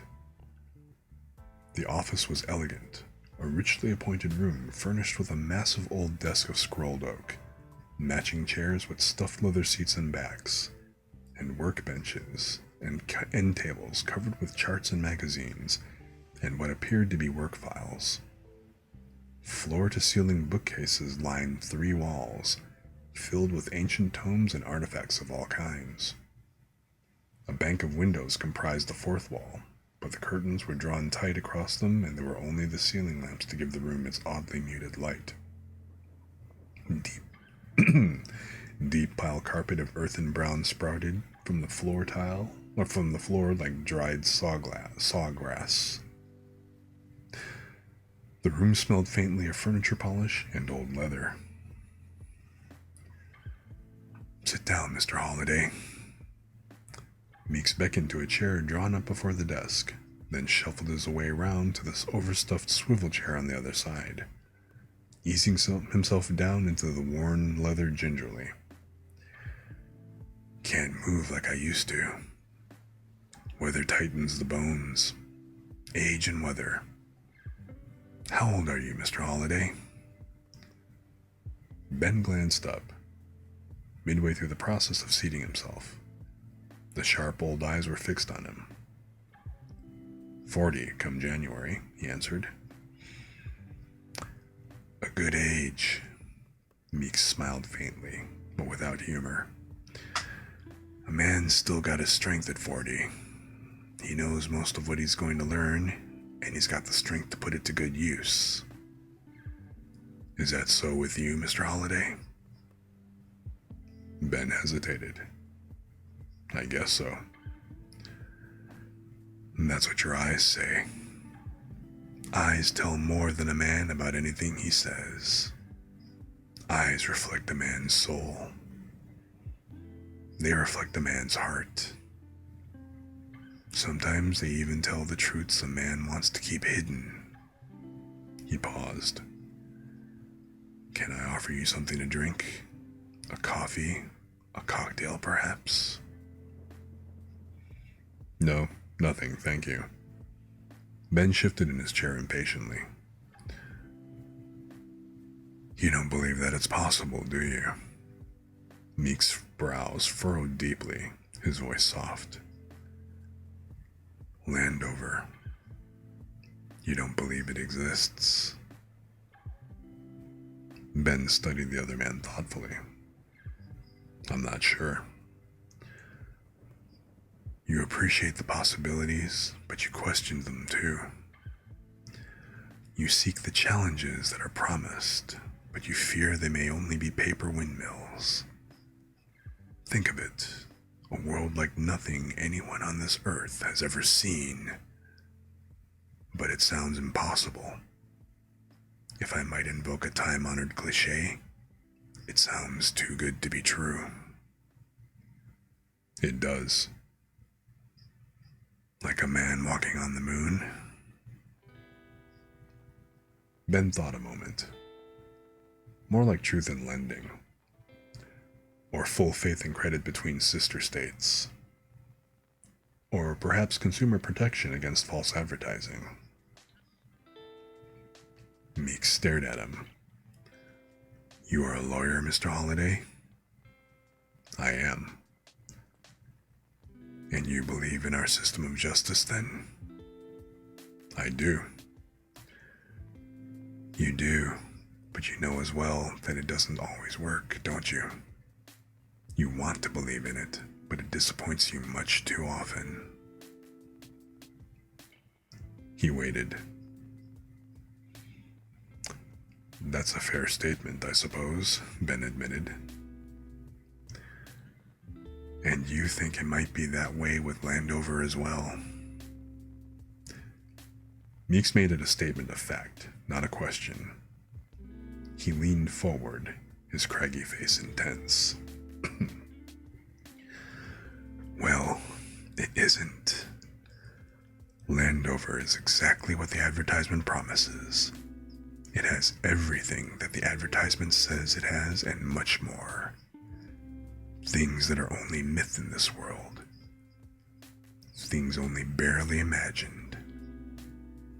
But real in Landover, Mr. Holliday. Real. Dragons, Mr. Meeks. All of the mystical fairy creatures, Mr. Holliday. Exactly as promised. Ben folded his hands before him. I'd like to believe you, Mr. Meeks. I came to New York to inquire about this catalog item because I want to believe it exists. Can you show me anything that would help prove what you say?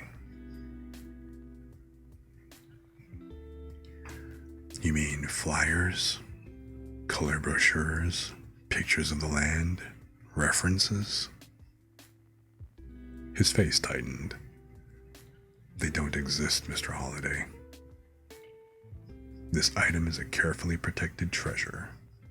The specifics of where it lies, what it looks like, what it offers, that is all privileged information which can be released only to the buyer whom I, as the seller's designated agent, ultimately select.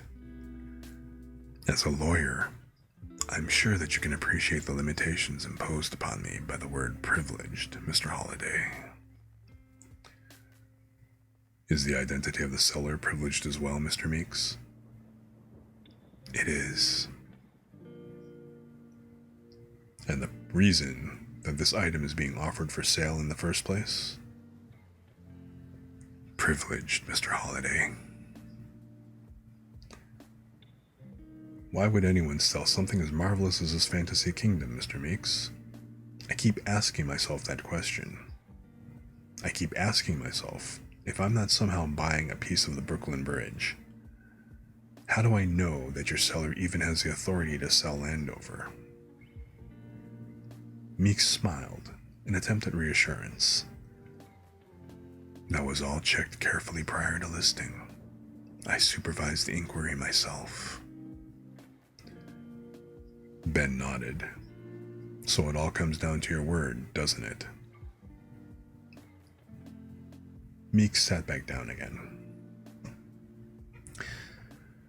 No, Mr. Holliday. It comes down to the worldwide reputation of Rosen's as a department store that always delivers what it offers exactly as promised in its catalogs and advertisements. It comes down to the terms of the contract the store offers to the buyer on specialty items such as this one. A contract that permits recovery of the entire purchase price, less a small handling fee, should the item fail to prove satisfactory. It comes down to the way we do business. Could I see a copy of this contract?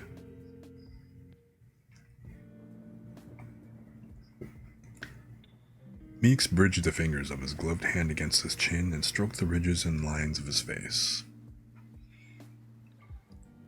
Mr. Holliday, I wonder if we might first back this conversation up a bit to permit me to fulfill the terms of my consignment of the specialty item.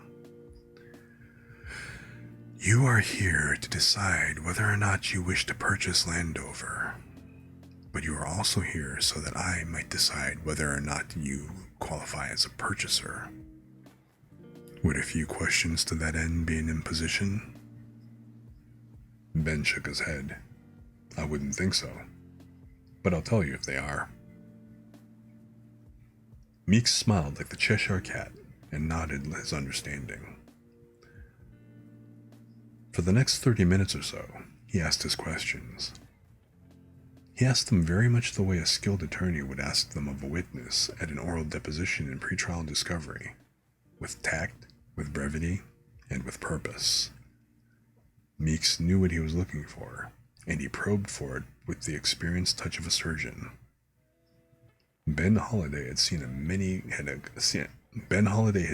a good many trial lawyers in his years of practice, some of them more accomplished than he.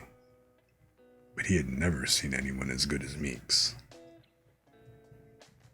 In the end, a lot of ground was covered. Ben had graduated 15 years earlier from Chicago University's School of Law, Order of the Coif, summa cum laude. He had gone into practice immediately with one of the larger firms, then left after 5 years to form his own firm with Miles, specializing in litigation. He had won a number of nationally reported corporate law cases as a plaintiff's attorney and settled dozens more. He was respected by his fellow attorneys as one of the best in his field. He had served as president of the Chicago Bar Association and as chairman of a number of committees in the Illinois State Bar. There was talk of running him for president of the American Trial Lawyers Association.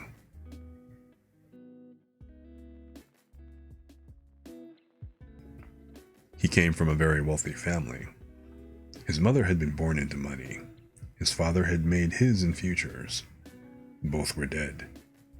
He had no brothers or sisters. With Annie's death, he had been left essentially alone.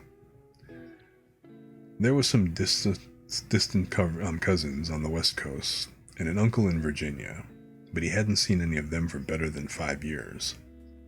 He had few close friends. In truth, he only had Miles. His colleagues respected him, but he kept them at a distance. His life in the past few years revolved almost exclusively around his work.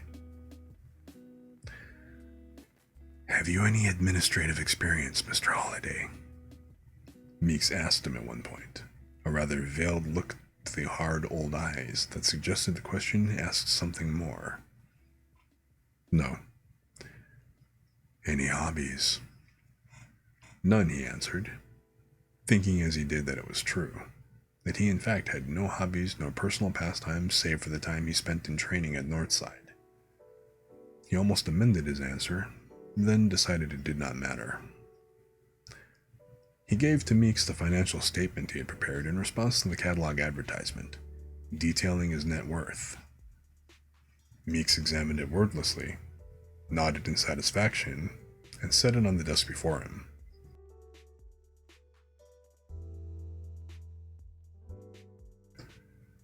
"You are an ideal candidate, Mr. Holiday," he said softly, the whisper quality of his voice becoming almost a hiss. "You are a man whose roots can easily be severed. A man who will not have to worry about leaving family or friends who will inquire too closely of his whereabouts. Because, you see, you will not be able to communicate with anyone but myself during your first year away. That is one of the conditions of acceptance. This should pose no problem for you. You are also a man with sufficient assets to make the purchase. Hard assets, not paper assets. You can appreciate the difference. But most importantly, perhaps, you are a man who has something to offer as King of Landover. I don't suppose you've thought much of that, but it is something that matters a great deal to those for whom we act as agent. You have something very special to offer." He paused. "Which is?" Ben asked. "Your professional background, Mr. Holiday. You are a lawyer.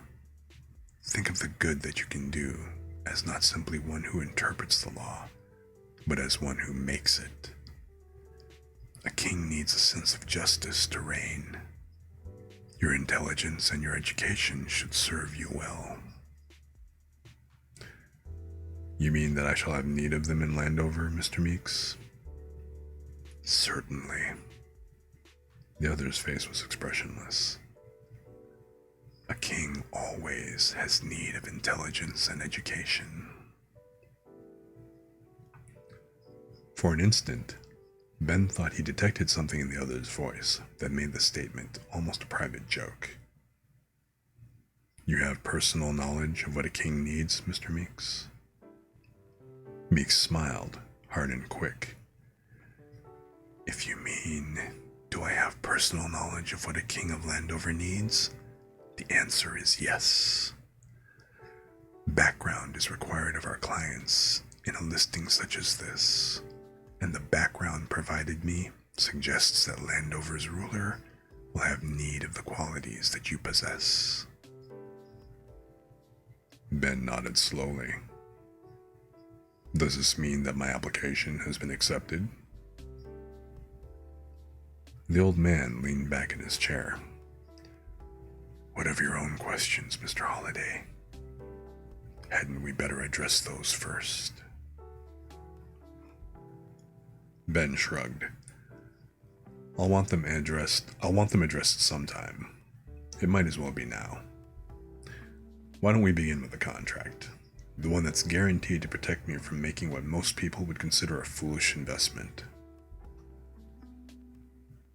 You are not most people, Mr. Holliday. The craggy face dropped a shade, changing the configuration of lines and hollows like a twisted rubber mask. The agreement is this. You will have 10 days to examine your purchase with no obligation. If at the end of that time you find it not to be as advertised, or to be otherwise unsatisfactory, you may return here for a full refund of your purchase price, less a handling fee of 5%. A reasonable charge, I'm sure you'll agree. That's it? That's the whole contract? Ben was incredulous. All it takes is my decision to back out? That's all it takes. Meeks smiled. Of course, the decision must be made in the first 10 days, you understand. Ben stared at him. And everything that's been advertised in the catalog will be there as promised. All of it. The dragons and knights and witches and warlocks and fairy creatures. And you will be their king, Mr. Holliday. You will be the man to whom all must answer. A great deal of power, but also a great deal of responsibility. Do you think that you are equal to the challenge? The room went still, as Ben sat before old Meeks and thought of the roads in his life that had led down to this moment. Except for Annie, he had lost little on his journey. He had taken the opportunities that mattered and made the most of them. Now he was presented with an opportunity greater than any previously offered, and in taking it, he would be leaving nothing of consequence behind. With Annie gone, everything that mattered lay ahead. Nevertheless, he hesitated. Could I see a copy of that contract now, Mr. Meeks? The old man reached into his center desk drawer and withdrew a single sheet of paper backed in triplicate. He passed it across to the desk to Ben. Ben picked up the contract and read through it carefully. It was exactly as the old man had promised. The kingship of Landover was to be sold to him for a price of $1 million. The language of the catalog promo was repeated with appropriate warranties. The closing paragraphs provided for a full refund of the purchase price, less the handling charge if within 10 days of arrival in Landover, the purchaser chose to return the specialty item and withdraw from the kingdom. A key for such withdrawal would be provided at the time of purchase. Ben paused on reading the final lines. The purchaser agreed on forfeiture of the full purchase price if he or she returned the item anytime after the first 10 days, or if he or she chose to abandon Landover for any reason during the first year of kingship.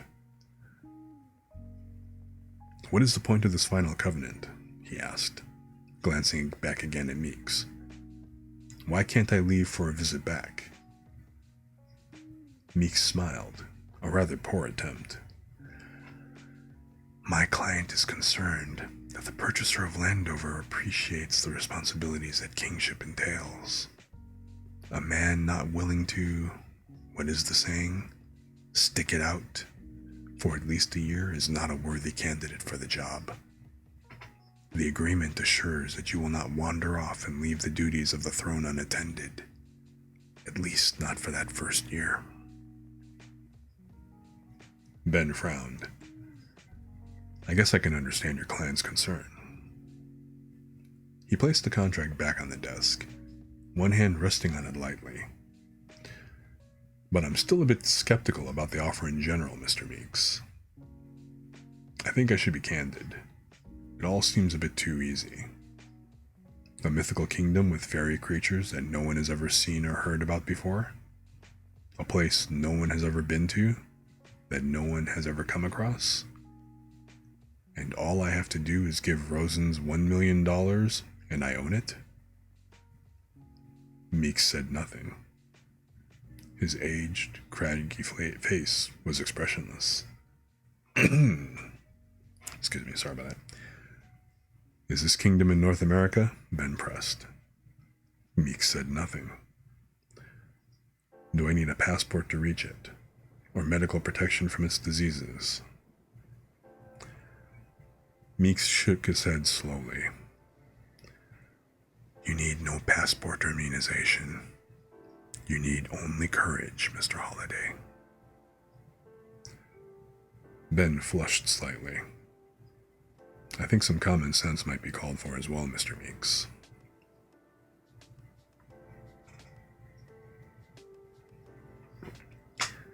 A purchase such as the one you propose to make, Mr. Holliday, requires least of all common sense.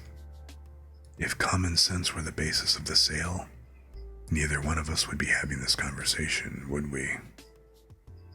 The old man's smile was cold. Let us be candid, as you suggest. You are a man seeking something that is not available to you in the world you know.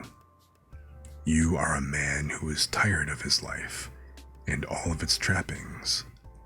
If you were not, you would not be here. I am a man who specializes in selling specialty items. Items that are bizarre, that appeal to a limited market, that are invariably difficult to merchandise. I am a man who cannot afford to jeopardize his reputation by selling something that is in any way counterfeit. If I did so, I would not have lasted long in this business. I play no games with you, and I sense that you play none with me. Nevertheless, there are certain things that both of us must accept on faith. I must accept you as a potential ruler of Landover basically on faith, knowing little of your real character, but only so much as I have surmised from our short interview. And you must accept much of what I tell you of Landover on faith as well, because there is no meaningful way to show it to you. You must experience it, Mr. Holliday. You must go there and learn of it for yourself. In 10 days, Mr. Meeks? Time enough, believe me, Mr. Holliday. If you find otherwise, simply use the key provided to you to return. There was a long silence. Does this mean that you have decided to offer me the purchase? Ben asked. Meeks nodded. I have. I think you are eminently qualified. What do you say to that, Mr. Holliday? Ben looked down at the contract. I'd like to think about it a bit. Meeks chuckled dryly. The caution of a lawyer. Well and good. I can give you 24 hours before the item becomes available to the open market once more, Mr. Holliday. My next appointment is scheduled at 1 o'clock tomorrow. Take longer if you wish, but I can promise nothing after 1 day's time. Ben nodded. 24 hours should be enough. He reached for the contract, but Meek slipped it quickly back. My policy, and the store's, is to not allow copies of our contracts out of the office prior to signing. You may, of course, examine it again tomorrow at your convenience if you decide to buy. Ben climbed to his feet, and Meeks rose with him, tall and stooped. You should make the purchase, Mr. Holliday, the old man's whispered voice encouraged. You are the man for the job, I think. Ben pursed his lips. Maybe. If you decide to make the purchase, the contract will be waiting for you at the receptionist's desk. 30 days will be allowed to complete arrangements for payment of the list price. Upon receiving payment in full, I will make available to you instructions for undertaking the journey to Landover and assuming the throne. He walked Ben to the office door and opened it. Do yourself a favor. Make the purchase, Mr. Holliday. The door swung closed again, and Ben stood alone.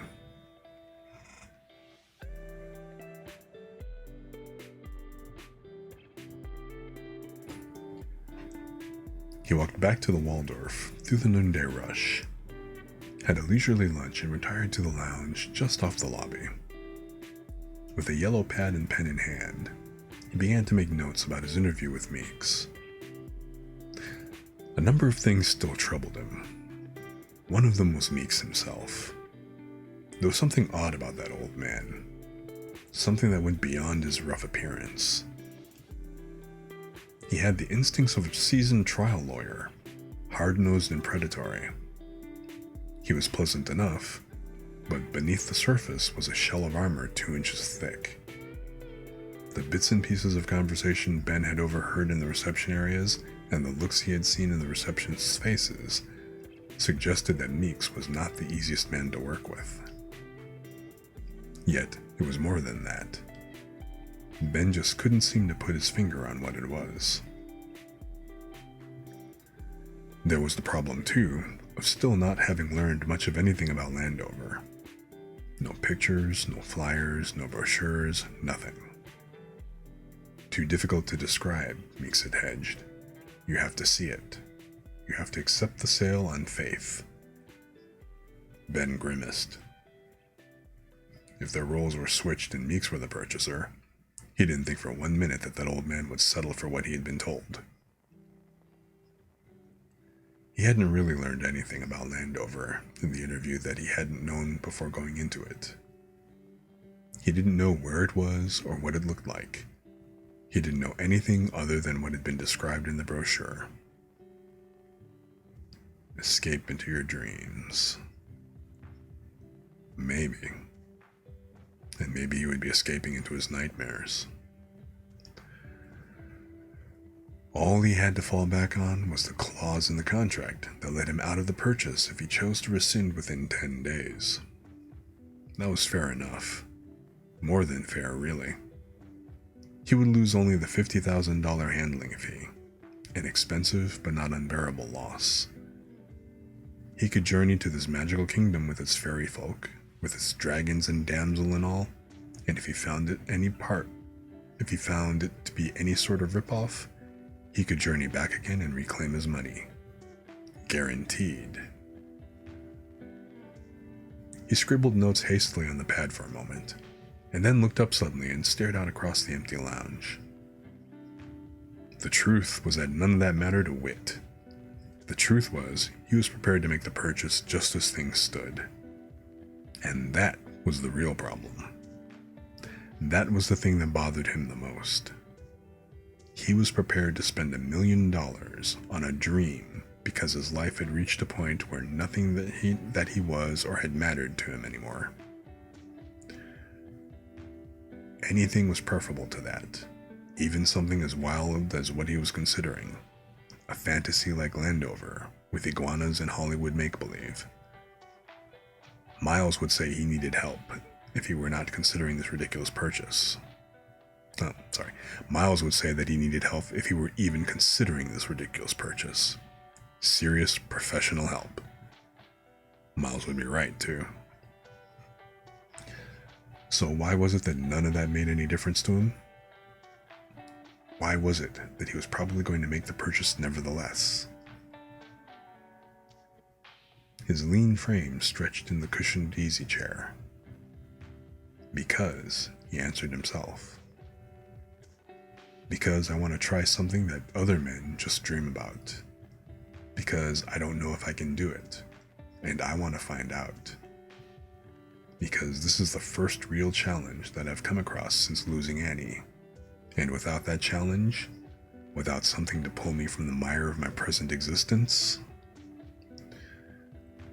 He took a deep breath, the sentence left unfinished in his mind. Because life is a series of chances, he thought instead. And the bigger the chance, the greater the satisfaction if he were to succeed. And he would succeed. He knew he would. He tore the notes from his yellow pad and shredded them.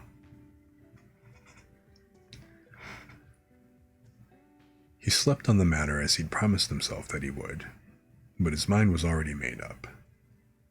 At 10 o'clock the next morning, he was back at Rosen's, back in the penthouse at the receptionist's desks, fronting the corridor that led to Meeks' secluded office. The receptionist did not seem at all surprised to see him. She handed him the contract with its triplicate carbons, together with a statement of Rosen's payment policy, allowing 30 days same as cash on all specialty items purchased. He read the contract once again, saw that it was the same, and signed it. With a carbon copy tucked into his suit pocket, he departed the building and caught a cab to LaGuardia. By noon, he was on his way back to Chicago. He felt better than he had felt in a very long time.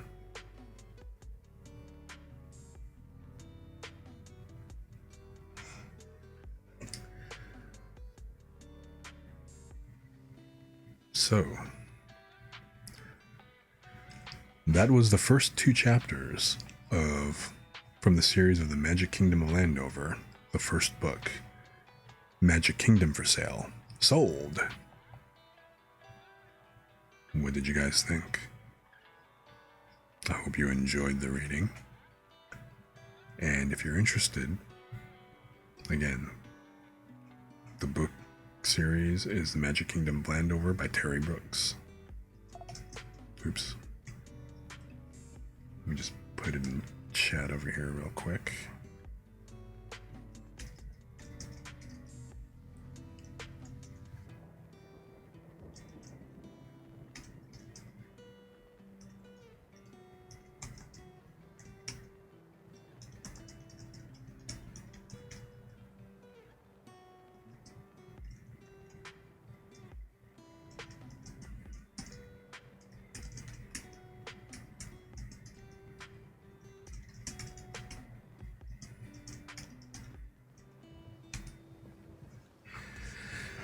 So that's the name of the book, or the book series, the author, Terry Brooks, Magic Kingdom of Landover.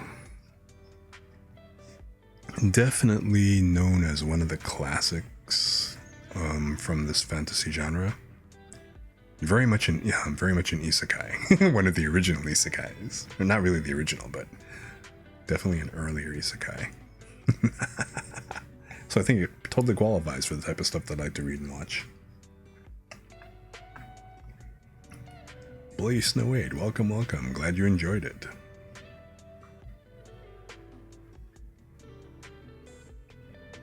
So yeah.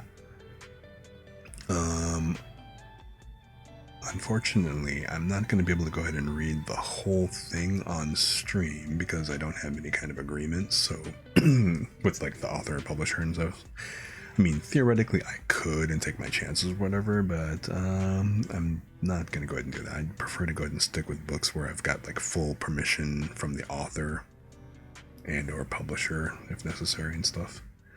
But just reading like, the first chapter as a snippet and stuff just to kind of give people an idea.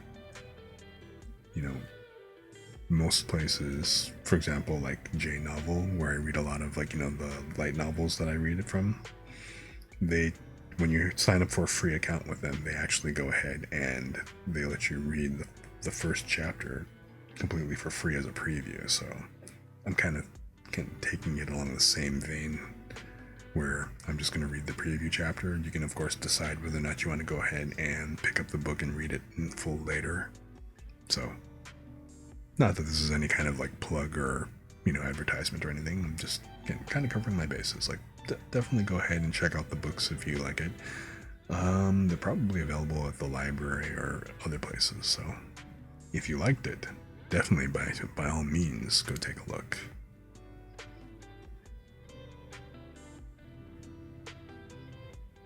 So that all being said,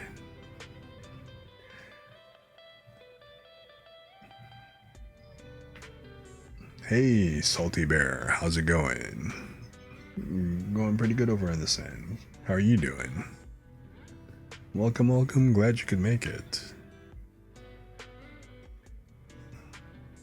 We actually just finished reading the book. Or reading, not the book, but reading the first couple of chapters from the book Magic Kingdom of Landover by Terry Brooks. So yeah, glad you enjoy.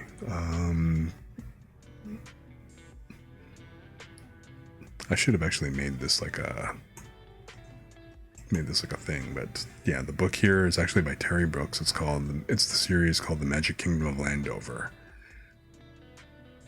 So I just read the first couple of chapters from book 1, Magic Kingdom for Sale, Sold. So, and also, thanks for the follow. Much appreciated.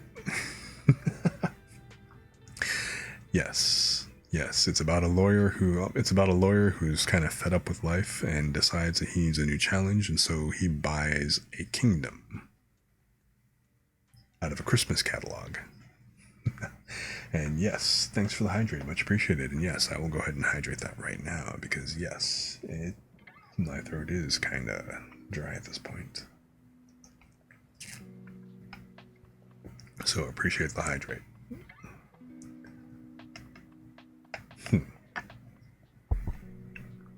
Yes, a magic kingdom with dragons, damsels in distress, fairies, magic, and more. Let's see. So now, I probably have time to read one more chapter from a different book before I go ahead and call it, because I don't want to go too far over 3 hours, because I don't want to really kind of stress the voiceover too much at this point. So, and yeah, let's go ahead and also do a stretch real quick. So I'm gonna go ahead and stretch this out.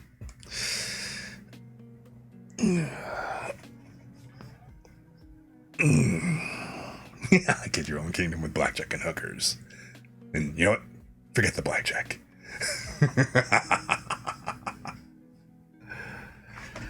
Let me stand up and stretch for a minute here. Man. I kind of realized that, you know what? I didn't take any of the breaks and stuff. So.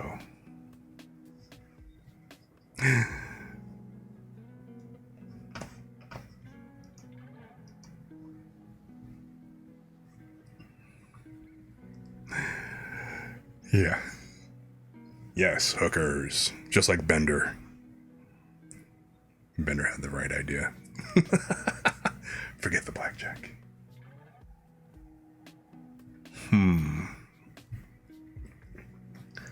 So, As you can tell, this story, number one, a couple of things about this story. It's that you can kind of tell that it was actually written like in the mid 80s. Buying an entire kingdom for only $1 million.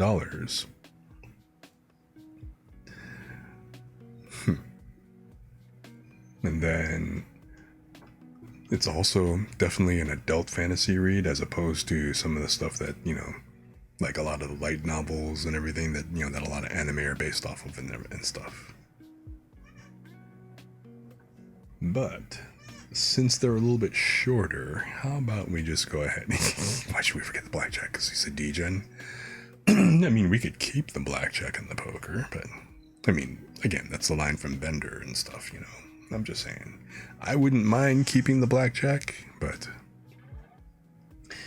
And at the moment, I don't actually have a Discord. Not just yet, but I do actually have, if you look at my, on the About, I've got all my links basically posted there with, like, you know, my Twitter and everything else, which is where I usually try to give out, like, you know, my notifications of when I'm going live and stuff like that, and I try to publish my schedule there.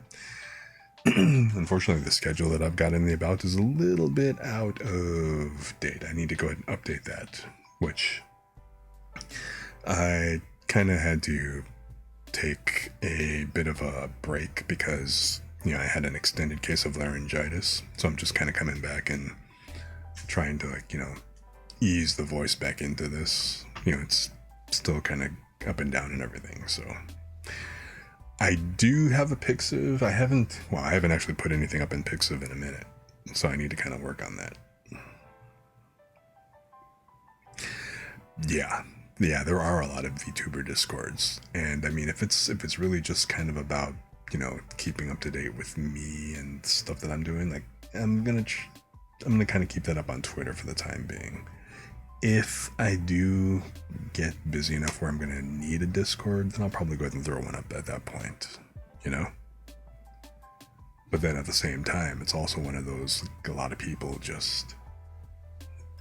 I'm sure that a lot of people, like myself included, you know, I follow a bunch of different, like, you know, VTubers, and I'm all up on their Discords as well. There's only so much you can do to keep up, you know? Okay, so that all said, this was kind of heavy because, like I said, this was actually definitely adult fantasy genre, not like the young adult thing.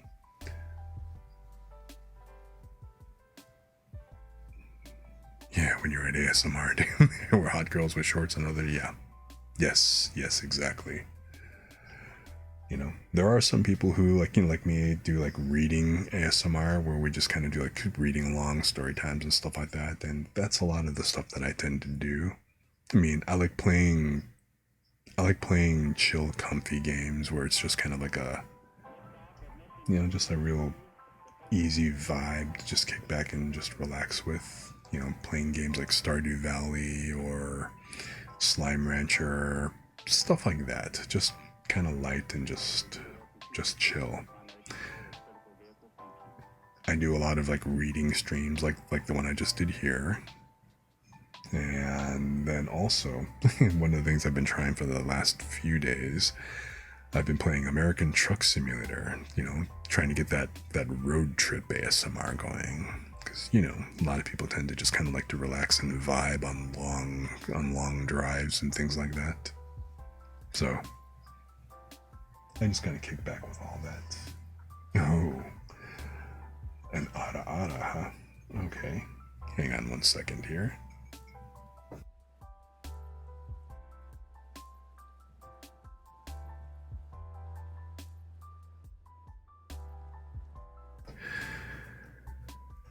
Ada. How was that, Lumi?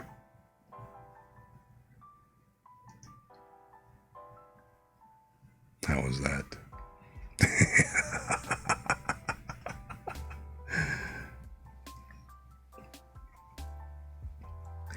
Little bit rough, but you're very welcome. Glad you enjoyed. Do I like rhythm games? Depends on the game. Like, there's a couple that I was intrigued about. What was that one game that people are playing a lot?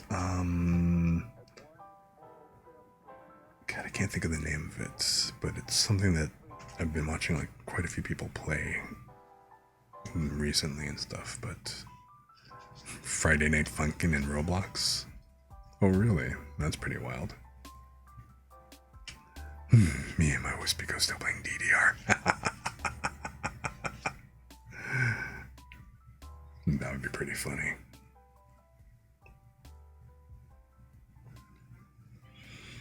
But no, it wasn't the Miku game.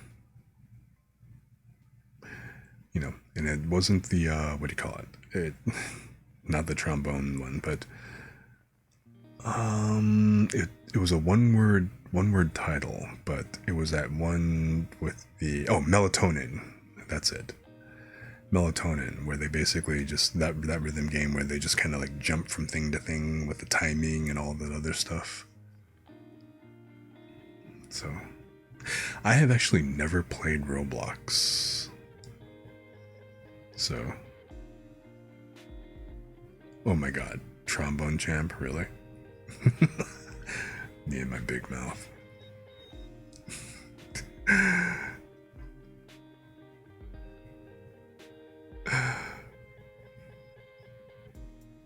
That would be pretty wild. Trombone champ. A dance of fire and ice. So what? That's Mimic? Really? Like I said, I'd never played like any kind of... I've never played Roblox at all, but...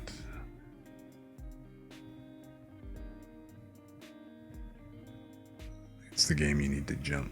Right. Yeah, that one. Okay.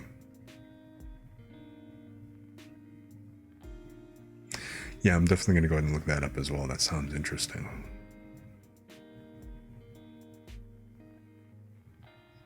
I would definitely want to hit that up.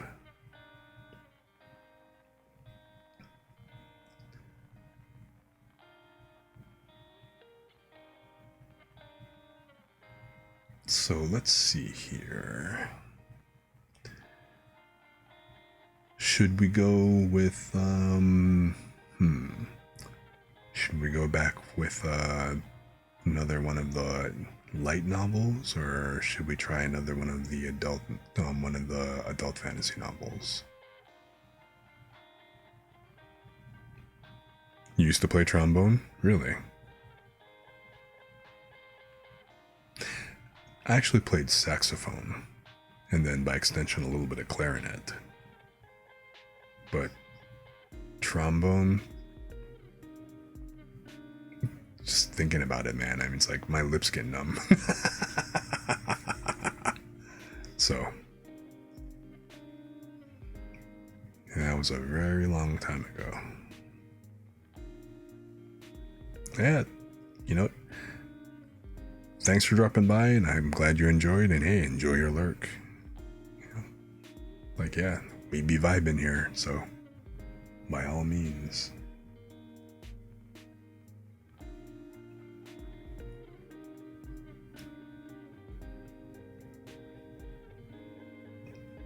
Lumi, what was the double exclamation? What was the double bangs for? What's with the exclamation points? Yeah, enjoy the lurk. Enjoying the lurk. Awesome. Absolutely.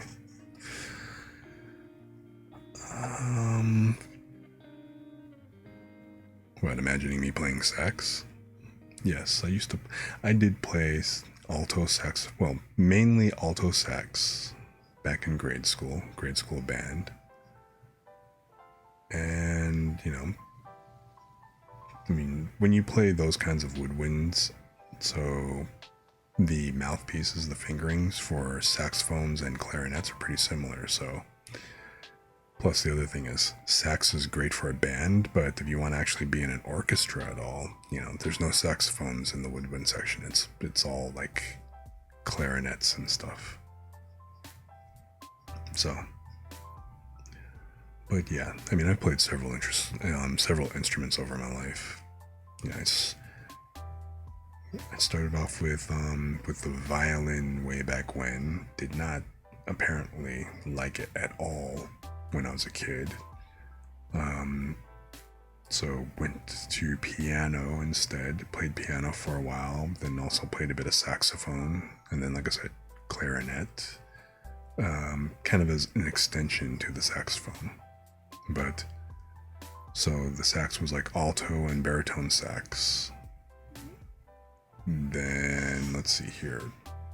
Beyond that, I played piano, like I said, off and on a bit. I wasn't really consistent with it outside of after I left like grade school or whatever. But then my brother played guitar, so I learned a little bit of guitar along with that. Just kind of a little. I was like still learning, and I still dabble with it, and practice every now and then, or try to and stuff. But then also with the guitar, that also went on with like playing the bass. I kind of preferred the bass over like the standard guitar, maybe because it was only 4 strings as opposed to 6. I don't really know. But yeah, cello. So yeah, I totally get it. I mean, the bass that I have at the moment is a fretless, so I like, it feels very much like the violin and cello and upright bass type fingerboards. It's pretty interesting. Then also that kind of includes, I've also played a little bit of ukulele, which I have my guitar, my bass, and my ukulele here. I just haven't played. I've been wanting to practice with the ukulele, but I kind of haven't because I noticed the walls are a little bit thin.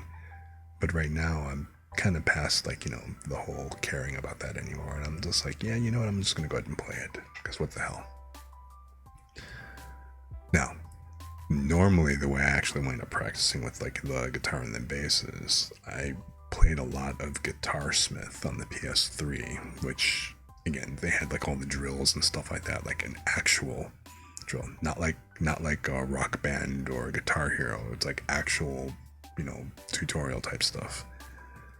That's just game based.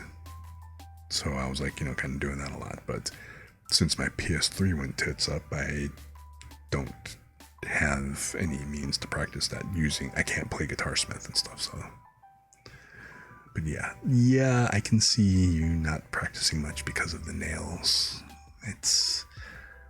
I understand the trade-off, and you know what? I accept it. Because nail and hand ASMR. Watching your nails and your fingers dance across the keyboards when you build them. I'm just saying.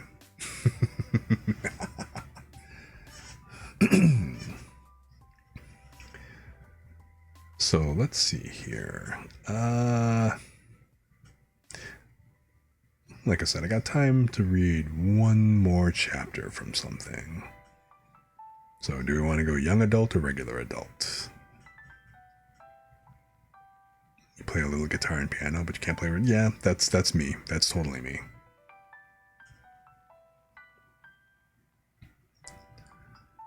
A little bit of guitar and piano. I mean, right now I'm dabbling more with the piano, back to the keyboards and stuff.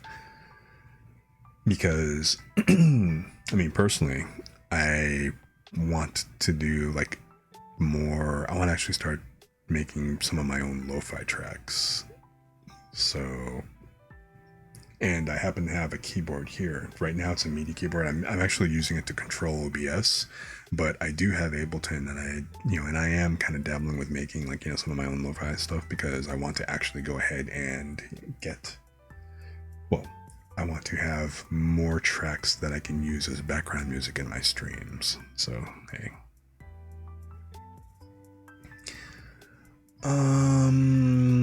Okay, so let's do this.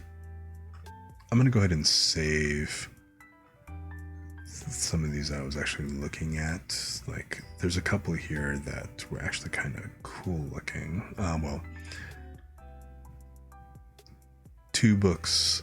Another author that whose works that I realized that I like is by T. Kingfisher. Don't know if you're familiar with them at all.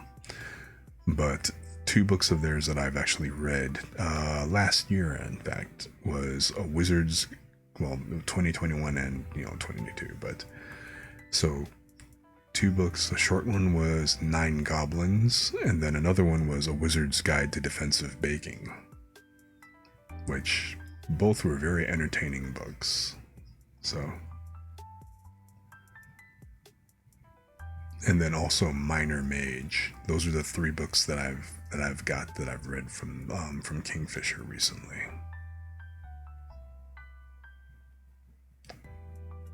But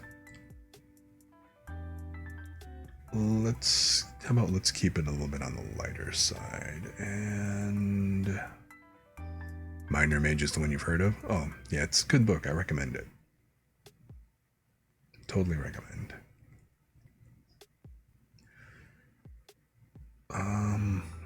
Okay, you know what?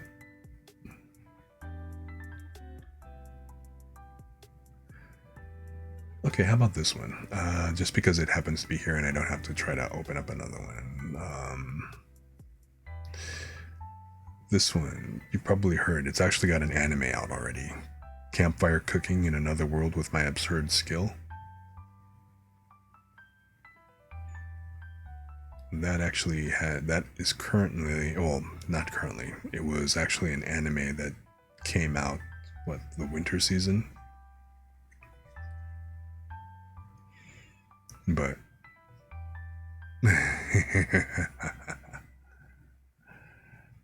it's another isekai story. But surprise, surprise, I know.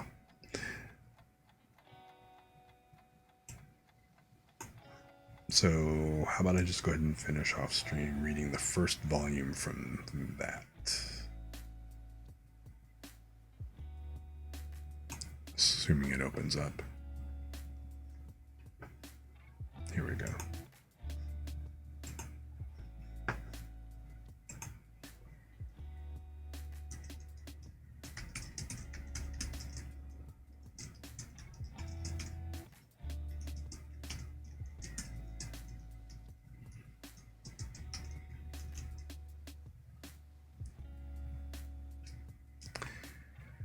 Oops, Campfire.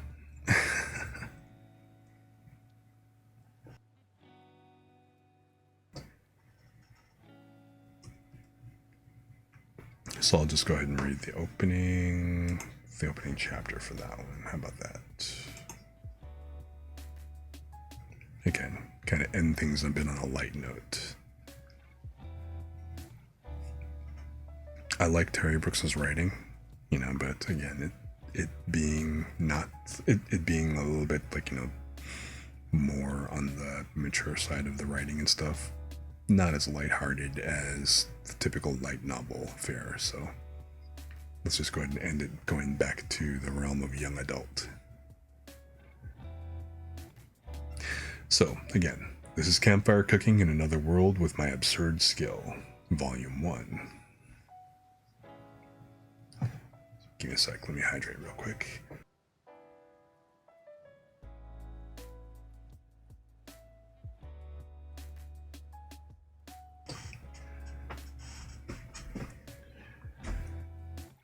Chapter 1.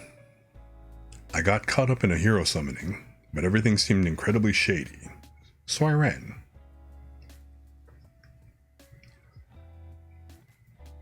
All of a sudden, I was in a fantasy world of swords and magic straight out of medieval Europe. My name is Mukara Tsuyoshi, 27 and single. I'm just a humble salaryman living in the suburbs of Japan. If asked why I'm in a world such as this, it's because I was caught in a hero summoning ritual. I've read web novels to kill time, so I'm familiar enough with this trope to be sick of it, but never in my wildest dreams did I think it would actually happen. And to think, I'm not even the hero, I'm just collateral damage. This is no joke. The country that held this hero summoning ceremony was a place named the Kingdom of Rage. Even though there were supposed to be 3 people summoned, 4 people showed up, so the higher-ups in the room all made troubled faces. Although the ones who were most troubled by this were the people who've been suddenly whisked away into another world. In other words, us. I mean, they're coming at us and calling us heroes all of a sudden. I had already caught on to the fact that this was another world, because I've been reading all those web novels though. To be honest, I got my hopes up just a little because they were calling me hero. But those hopes were dashed pretty quick. Right after we were summoned, they immediately had our statuses appraised with a magic tool. In the job column of our statuses, everyone other than me, they were all wearing school uniforms, so I think they were all high schoolers, had hero from another world written down. But I was a victim from another world. On top of that, all of their stats like HP and MP were between 700 and 800, while my stats were only about 100. Even so, those numbers apparently were above average for this world, so I was told that I was at least somewhat powerful. But my stats clearly didn't measure up to theirs, so the fact was no consolation at all. The number of skills I had was no comparison to those 3 either. Including skills we all had like appraisal and item box, they all had stuff that shocked the higher-ups that were there, like holy sword skill or holy spear skill or even sacred magic. And on top of that, they all had skills for elemental magic like fire, water, earth, wind, sacred, lightning, and ice. They were the definition of overpowered.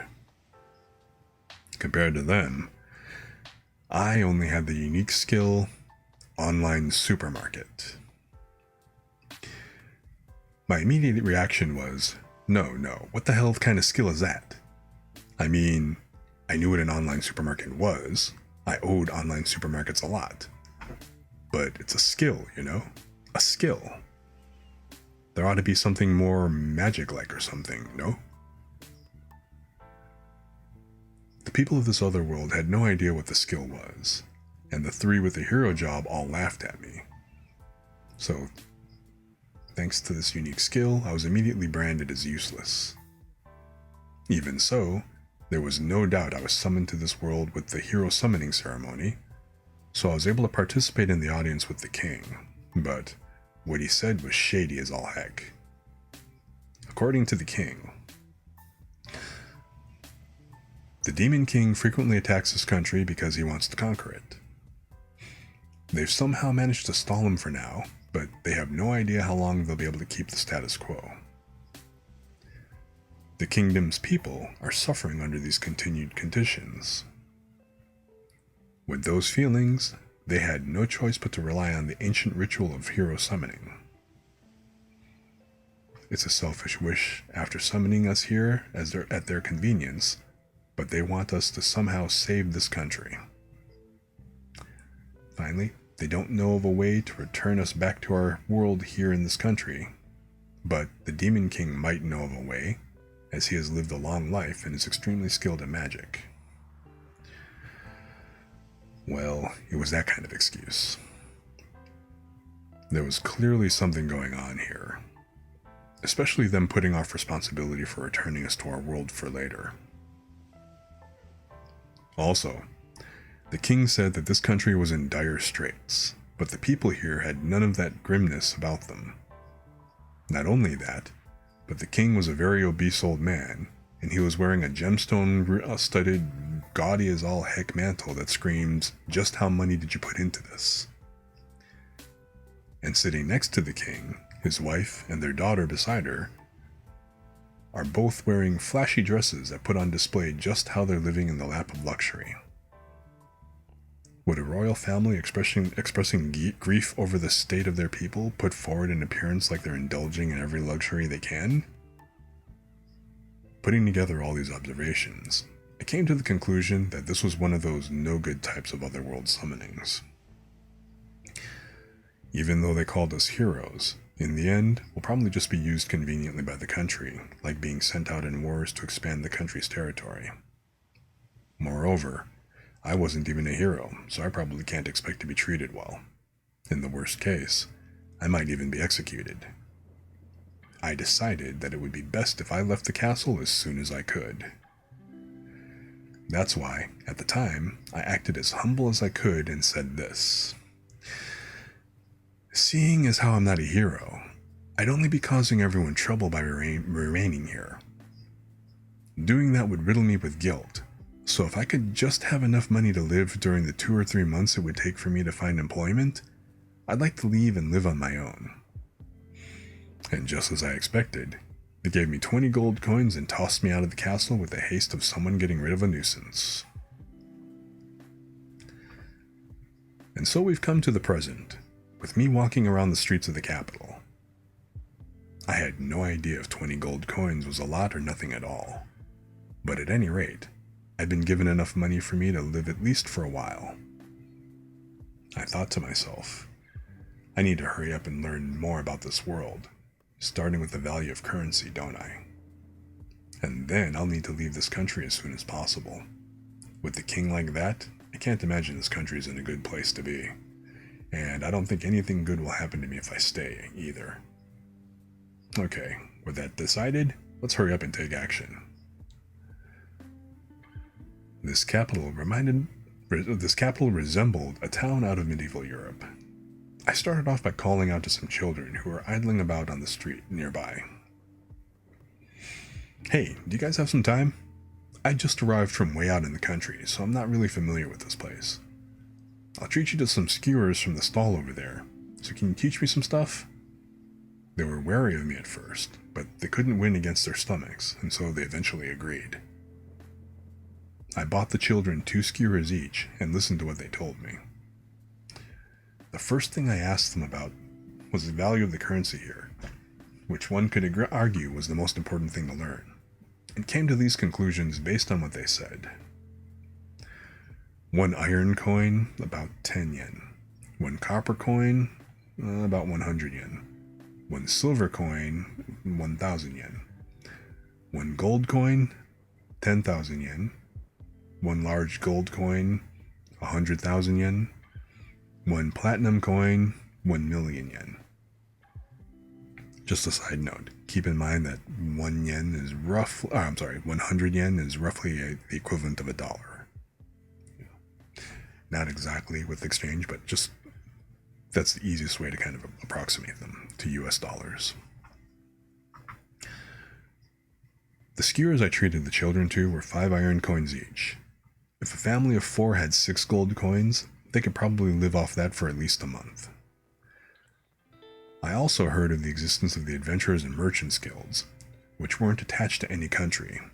Both of these were basically mainstays of any fantasy novel. And that belonging to either of these guilds would make moving from country to country or town to town smooth. Basically, it would lessen the costs of doing so. If one had a form of identification not from either the Adventurers or Merchants Guilds, or no form of identification at all, those from rural areas or children living on the streets often didn't have any of this, one would get taxed when trying to get into countries or cities therein. This kind of stuff is common in this genre. I also asked about this country, and I heard that, while the conflict with the demonic race was real, apparently this country was the aggressor. The stated reason was to destroy the demons that cause harm to humans, but in the end, their real aim was the demon folks' land. This country has also been making suspicious moves towards the neighboring human-led countries too, so people have been leaving the country little by little for a while now. The children also told me that they were orphans whose parents had died in the war. These children knew more than I expected. Apparently, they see and hear a lot because they take on a lot of menial jobs to earn money to live. Orphans are really tough. Anyway, I plan to stay at an inn tonight and leave the capital tomorrow. I heard from the children that there's a stagecoach that goes to a town called Keels, which lies on the border to another country every day. So I was set on riding that to get out of here. After that, I was going to cross the border and figure things out again from there. At any rate, getting out of Rage Segar Kingdom was the most important thing. In order to do that, I'd need some funds, but I had an idea for that. I also already had the 20 gold coins I was given from the country. They probably gave me a bit more than was necessary because they were feeling a little sorry for that they summoned me in a fashion like a pseudo-kidnapping. Well, it's convenient for me that this shady country gave me this much. Let's live off these funds for a while, I thought.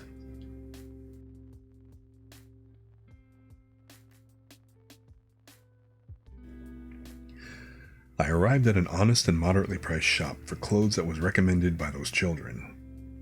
I came because I was still in the suit that I was wearing when I was summoned, so I stuck out like a sore thumb. I bought a dully colored shirt and brown pants so I'd match those people walking on the streets. The clothes were more expensive than I expected at 7 silver coins, but I managed to get the store to buy my suit, Y-shirt, and a bag for 3 gold coins, so I made a net profit of 2 gold and 3 silver coins. I considered putting the writing implements, documents, smartphone, and other accessories I had into my item box, but I didn't know how the existence of the item box would be treated in this world, so I probably shouldn't show it so easily to others. There were cases in the novels that I'd read where the item box was treated as an extremely valuable skill after all. Thankfully, the store owner knew it through a cloth shoulder bag for free, so I put my stuff inside that. My shoes were probably fine as is. Before I left, I made sure to ask for a moderately priced inn nearby. He recommended an inn 3 buildings over, so I headed towards it. The inn the store owner recommended was 4 silver coins for a night's stay with meals.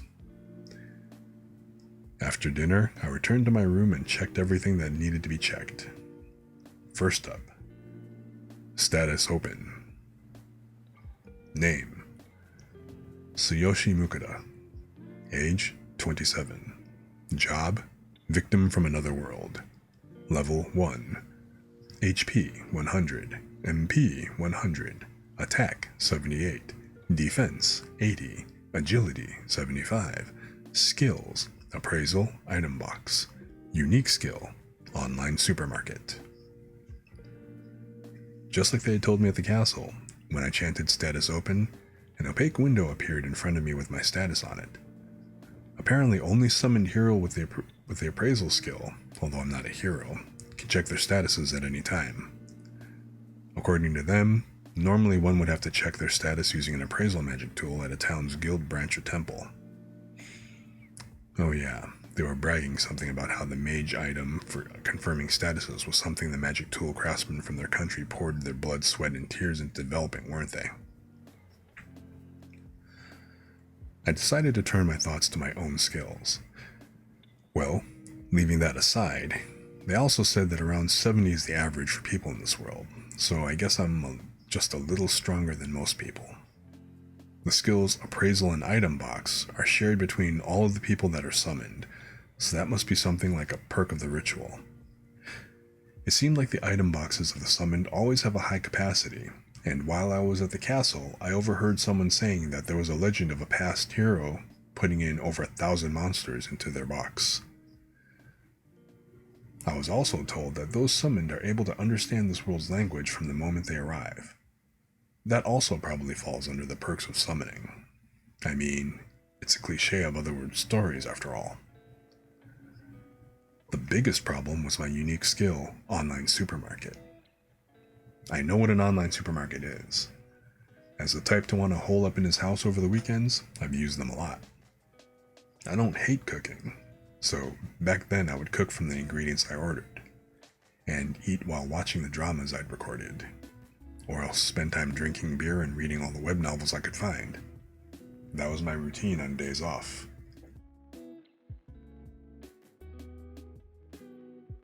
But the question is, how do I use this skill? Online Supermarket. Nothing happened when I chanted the name. Then what if I touch it? When I touched the words on my status screen, the window changed.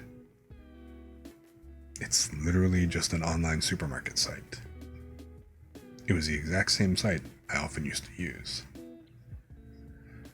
For now, I put a 500 milliliter bottle of water costing 8 iron coins and 2 sweetbreads costing 1 copper coin each into the cart. Apparently, the prices reflected their pricing in Japan. When I tried to check out though, it said, "There's not enough remaining credit. Please add more funds." A square frame appeared under the notice. So it's telling me to add funds? Do I just put the coins in here? When I hesitatingly brought a silver coin close to the frame, it sucked up the coin on its own. And as soon as I finalized the purchase, silver particles of light gathered before my eyes and gradually formed a shape. It was the cardboard box the site used when delivering orders. Once I opened the box, I found the water and sweetbread I ordered inside. Ooh, this is going to be useful. Back then, I thought, those important people working for the kingdom didn't know anything about my unique skill other than it wasn't the skill for battle, and the heroes that were with me laughed. But this is actually a good skill that'll be quite useful. As long as I have money, I'll have no problems with food, and I can probably even earn the money I would need for that with this somehow.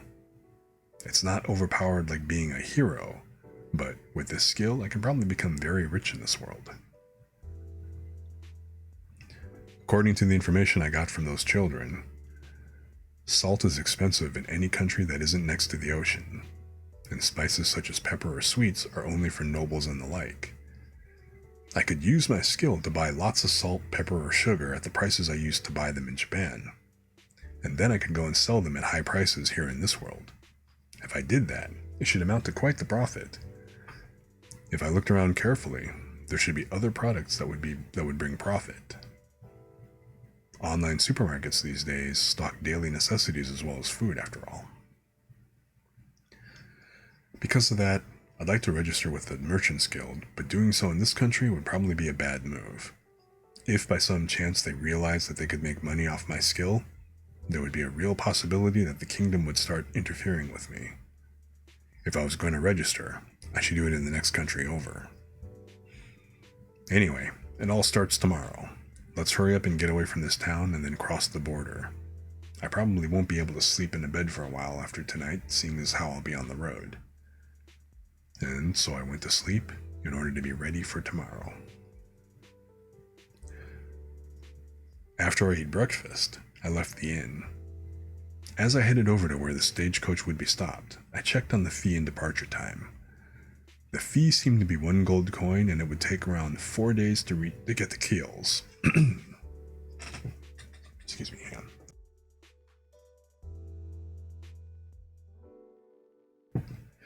There was still time until the coach was set to depart, so in the meantime I went to prepare 4 days worth of food and a weapon just in case something went wrong. Of course, using online supermarket in front of people would be a bad idea, and in the case that item box is a rare skill, there could be a chance of an uproar, so I probably shouldn't use that either. I bought a water skin, jerky, black bread, as well as a slightly large knife. With this, I was ready. All that was left was to ride the stagecoach and get away from this capital. Other than me, there was a middle-aged peddler, a young married couple and their 2 children, and a woman in her mid-30s riding the stagecoach. There was also a party of 4 adventurers guarding the coach. From when we departed, I started talking a little with the peddler who was sitting next to me. "Are you going to Keels to sell something?" I started off with harmless small talk. "Yeah, I managed to get some soap from a certain source, you see. I was thinking of getting a firm I know in Keels to buy it off me." "Oh, soap, is it? So this world has it too." So after a lengthy discussion, I learned that apparently soap does exist, but it was something only nobles use. When selling to a noble, a bar of soap went for around 3 silver coins. When I tried to indirectly bring up the subject of item boxes, I learned that nobles and large trading companies would hire people with the skill. It was said that people with the item box skill are about 1 in 1,000, but it seems the size of it depends on the person's MP. So if one didn't have at least a fairly large item box, they wouldn't be able to get hired by said nobles or companies. No matter how small your box is, it should be at least 3 times bigger than what I can carry with this wooden backrack that I have. So from my point of view, anyone with an item box is someone to be jealous of. Saying that, the peddler laughed. I see. So the item box skill does exist among people, even if it's rare. As long as I pretend that my item box's capacity is small, it should be fine to use, I thought. If I was to become a merchant, having the appraisal skill would be a great boon, wouldn't it? I was able to ask about the item boxes, so I tried bringing up appraisal in the same way. That's something every merchant dreams of. But that's something that only summoned heroes from another world who only exist in fairy tales can use. Although I do think it's not heroes who should have that skill, but merchants. Appraisal, it's the dream of any merchant, no? Even without the appraisal skill, it would be nice if the appraisal tool became more widely available. People find them sometimes in ancient ruins, but they're so expensive that your eyes will pop out of your head, so only countries or guilds are able to obtain them. Whew, that was close. I couldn't help but sigh in relief in my head. So appraisal is something only summoned heroes have, and magic tools with appraisals also exist. But they're so expensive that it's impossible to own one privately. It seems they only rarely come out of ancient ruins, or, in other words, highly difficult dungeons, so of course there wouldn't be a lot of them. It was good that I asked, so now I know that there's basically no chance that I would ever get appraised. While we talked about this and that, I eventually found out that the peddler was also aiming across the border. He leaned over and told me a secret in a whisper. This country's become pretty suspicious lately, you know? It would have been out of the question if I had a family, but luckily I'm single, so I'm thinking of getting out of this country early. There's rumors that they might close their borders soon after all. Closing their borders? I thought, this country is dangerous as all heck. It's a good thing that I gave up on this country early and decided to move. On the way to Keels, monsters like goblins and wolves appeared. As I would expect from a fantasy world with swords and magic, monsters do exist here. But the adventurers guarding us defeated them without trouble. So the ride went smoothly. Hey, what up, Eric? How's it going? So, yeah, thanks for stopping by. You have a good night and everything. I'm just reading the first chapter of Campfire Cooking in Another World with my absurd skill.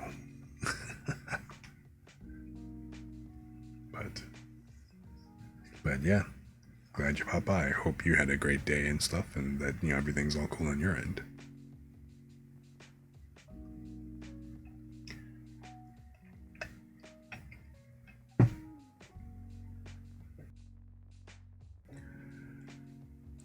When we arrived at Keels, I headed over to where the old peddler told me the stagecoach for crossing the border would be. No way. At the station, a notice saying, "Stagecoach services currently on hold" was displayed. What do you mean, on hold? Is this what the peddler meant by closing their borders? But if that's really the case, would the town really be this calm? At any rate, I needed more information. Okay, yeah, take it easy, Eric. You have a good night. I headed over to a restaurant where a lot of adventurers that had probably been to many different countries gathered so I could fill my stomach while I was at it. I took a seat at the bar and called out to a group of 2 adventurers who just happened to be sitting next to me. Hey, you guys have a moment? Sure, what do you need? I'd actually just arrived here a little while ago, so there's a few things I'd like to know. I promptly waved the barkeep down and brought the 2 some ale. When I did that, the adventurers happily said, you know your stuff, and promptly started talking. I see. So stopping the stagecoach is in order to help stop the flow of people leaving. Yeah. If the population decreases, so does the number of soldiers and the amount of taxes. Right now it's just the stagecoaches, but they might really shut down the border eventually. Even though this country is already warring with the demon folk, it seems they're planning on starting a war with the kingdom of Marvale too. Right. It's only a matter of time before war breaks out. It might have been because they have some liquor in them, but the two adventurers were very talkative. The country of demon folk borders this country's northern end, while the kingdom of Marvale is in the west. My plan was to head to the kingdom of Venin to the southeast. We're also planning on saying goodbye to this country soon. Hunting monsters suits us more than fighting a war, you know. You should leave as soon as you can, too. I'd have left this country already if I could have. But if a monster appeared on the road here, there'd be nothing someone like me, who was just a little stronger than average, could do about it. It seemed to be a significant problem, but as I looked at the adventurers, it came to me. Why don't I just make a request to the Adventurers Guild? It'll probably cost a bit of money, but there's no point in being stingy here. My first priority is to leave this country before they close their borders for good. I decided to put out a request to the Adventurers Guild to guard me while I crossed the border. The next morning, well then, let's go put up the request at the Adventurers Guild. The guild was facing the main street, and I found it immediately. But it was early in the morning, so the building was jam-packed. In a rather cliched development, I was stared at by the adventurers when I entered, but I tried to ignore them. I'm just here to post a request, I swear. If they realize I'm a client from my conversation with the clerk, nobody should mess with me, probably. After I stood in line for a while, it was finally my turn. Excuse me, I'd like to make a request. A request, is it? What are you asking for, sir? I'd like to hire guards while I cross the border into Venin. Also, I don't have a carriage, so the journey will be on foot. This is my first time putting out a request. How much should I pay for a job like this? An escort mission on foot, yes? For that kind of request, you'll need at least a C-rank party or above, and on top of that, it'll be on foot, so it'll take quite a while. At the very least, you should probably offer 7 gold coins. While I was thinking to myself that 7 gold coins would hurt my wallet quite a bit, the receptionist started talking again. However, because the stagecoaches are stopped, we've been getting more of this kind of request. Taking that into account, a reward of 8 gold coins might be more appropriate. I see, because if the number of the same kind of request increases, adventurers will bite at the one that pays more. But 8 gold coins? It honestly hurt me to pay that much, but you need to break eggs to make an omelet. There's really no choice. Understood. I'll pay 8 gold coins. Also, could you let them know I'll handle the food? From the receptionist's choice of words, it sounded like 8 gold coins might have been a tough sell, so I tried adding food onto the table. I don't hate cooking, and I did have that skill, so as long as I were to choose cheaper ingredients, it should be fine. Alright then, I'll be in your care. Leaving reward money at the desk, I left the Adventurers Guild. The next day, I got called into the Adventurers Guild. When I arrived, I was surprised to find that my request had already been accepted. I didn't expect to have it accepted this fast, but I wanted to leave as soon as possible, so I was actually grateful. At the guild, I was introduced to the C-rank party, Iron Will. I'm the leader of Iron Will, Werner. Pleased to meet you. My name is Mukada, and the pleasure is all mine. It seems only nobles get family names, so in order to avoid suspicion, I only gave them my last name, and also made sure to pronounce it in a foreign way. Werner was a densely packed, 190 cm tall man in his early 30s. He had a large shield on his back, and a sword hanging from his hip. His thick arms carried many old scars, so he really felt like a seasoned adventurer. From Werner's introduction, the members of his party were a man wearing leather armor with a long sword on his hip named Vincent, who I thought was a swordsman, a young girl who was probably a scout named Rita, who wore a chest protector and carried a knife, a stoic old man with white in his hair named Ramon, who donned a robe like a mage, and a woman named Franca in her early 20s was probably their healer, as she wore white clothes that reminded me of a nun's habit. By the way, she had a huge chest. It seemed to be a pretty balanced party. I didn't think the guild would introduce me to people who they didn't think could be able to complete the request, so I decided to hire them. After I talked with Werner, we decided to leave tomorrow at 7 in the morning, after meeting up in front of the Adventurers Guild. If that was to be the case, I would have a lot to prepare, as I would be the one preparing all the food for the trip. On the way back to the inn, I bought the things that I'd need for the trip. First was a mantle. It would stave off the cold, and when sleeping I could just wrap it around me, so it seemed pretty necessary. I also bought all the cutlery and plates I'd need at General Store. While I was doing that, I found a lot of other stuff that seemed useful, like a magic stove. Just like the name implied, it was a stove that produced fire when one ran magic power through it.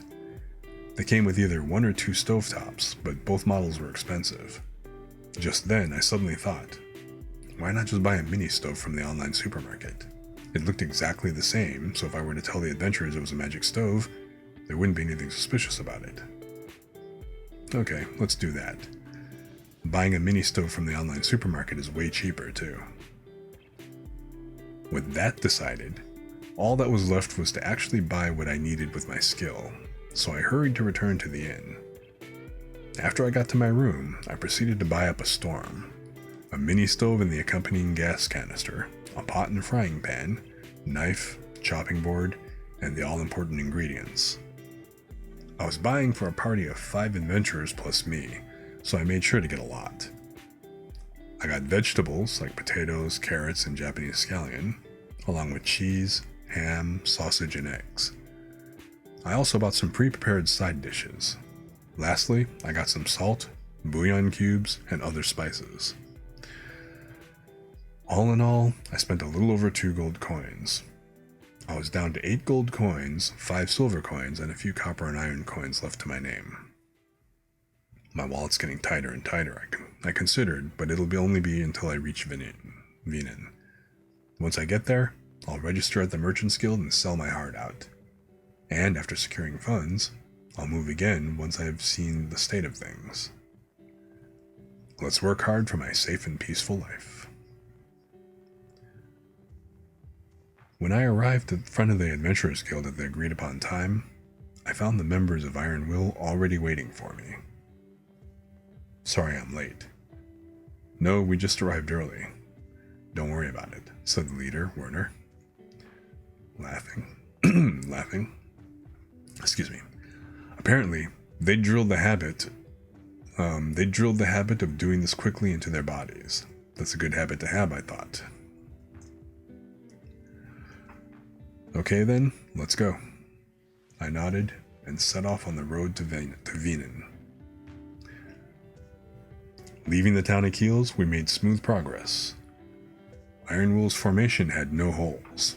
I was in the center with Rita and the scout in front, Vincent the swordsman to my right, Ramon my mage to the left, Franca the healer behind me and to the right, and Werner behind me and to the left.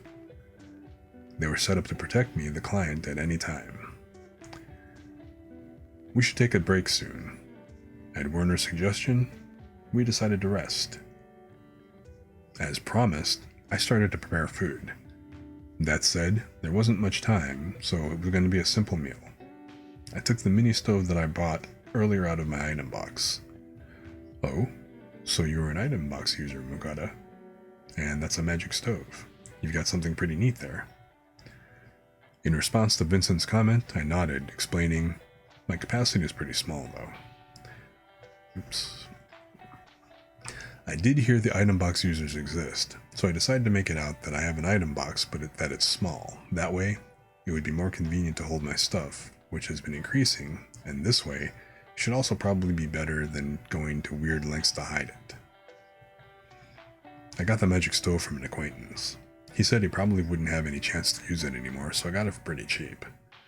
I readily used the excuse I prepared beforehand for my mini stove.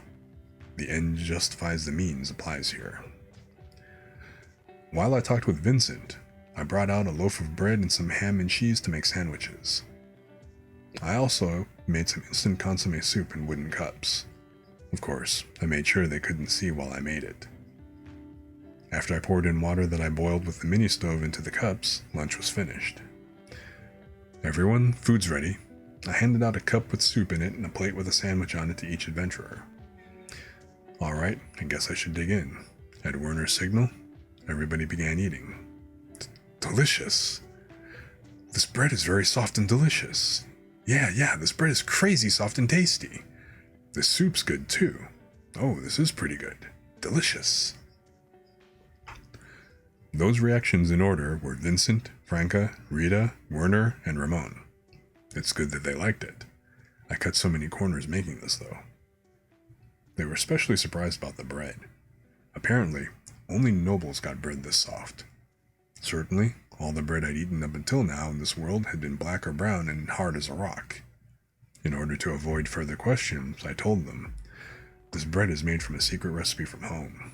I bought a bunch before I left and put them in my item box. Everybody froze up and somebody uttered, something so precious. But I just replied to them that telling them that food is meant to be eaten. I mean, I can get more bread anytime with my skill. At any rate, it's really great that we can get hot food while traveling, Werner said, and everyone else nodded in agreement. Too true. We were right to take this quest. Evidently, while traveling, it would be normal to have rather tasteless foods like hardtack or jerky, so the food I put out is quite the feast to people who are going places. It seems that good food breaks the ice anywhere, as conversation flowed freely. Apparently, the members of Iron Will had felt the unrest in the country too, so they had recently discussed moving to a different country as well. It was then that they saw my request, and thought it was perfect timing, so they accepted it. Actually, there were other requests that paid more, but they didn't really need money that badly at the moment, and since I promised to provide the food during travel, they ended up taking mine. It seems that food fees for 5 people is no joke, I noted. No, I'm the one that's thankful to you guys taking my request. I also came to Keels because I wanted to get out as soon as possible, but seeing that the stagecoaches were stopped, for a while I was panicking, wondering what I should do. So it's thanks to all of you that I'm able to travel to Venan. Even though I look like this, I'm pretty confident in my cooking, so leave the meals to me. After I said that, everyone smiled. They had good food to look forward to for the rest of the journey, after all. I'll try my best, so please get me to Venan safely.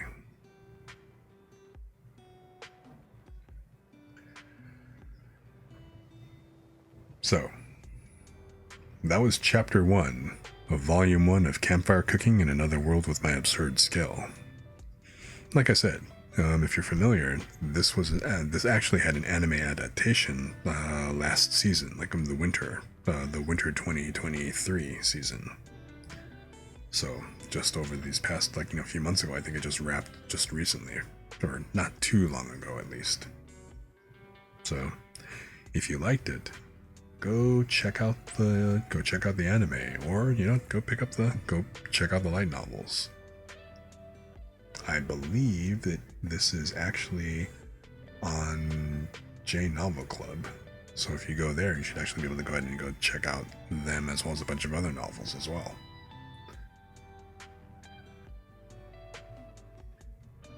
So, yeah, it's a cute start. It kind of gets into the meat of the premise, in the next chapter, where the first major development comes up, but I won't spoil that for now. Go hit up, like I said, hit up the anime and kind of figure out what's going on from there and stuff, but yeah, so I'm glad you enjoyed it.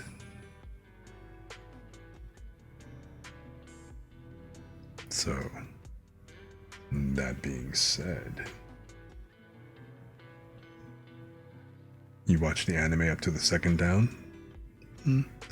So cool. What'd you think of the anime? I mean, I thought the anime wasn't bad, It, of course, because it's an anime, it's a different media. It was of course, more abridged than, of course, the light novel, because, it's just the nature of, the medium and stuff. But I think they did stick pretty closely to the original source. So,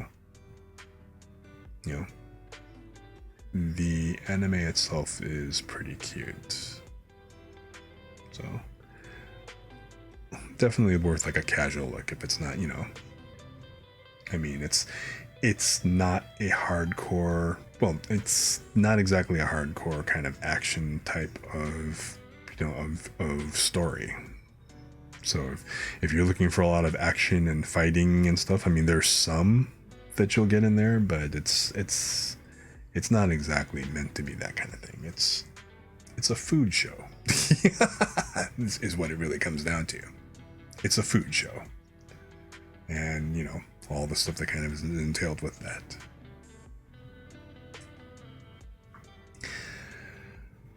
But, so we have been going on for about 4 hours at this point.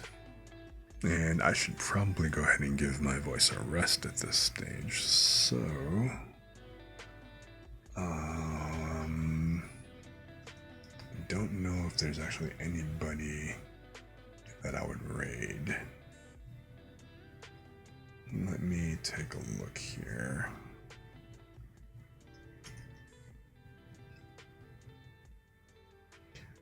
Certainly nobody that I generally know is on at the moment, but is there anybody that I could kind of hit out to? I guess if nothing else, I can always just go ahead and just raid out to, like, let's say one of the music channels, just to kind of continue the lo-fi groove. So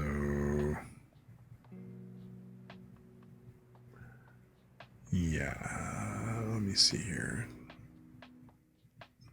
Is anybody else? Who have I got?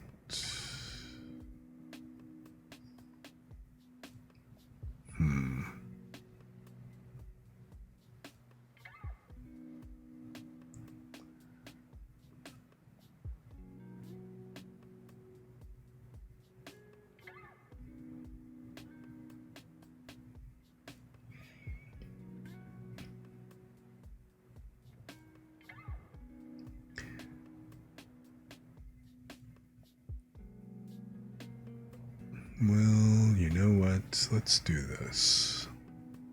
For now, let's just go ahead and like raid out to like just a basic music channel. So another one that does like lo-fi type tunes and stuff. Kubo Music. Let's keep it simple.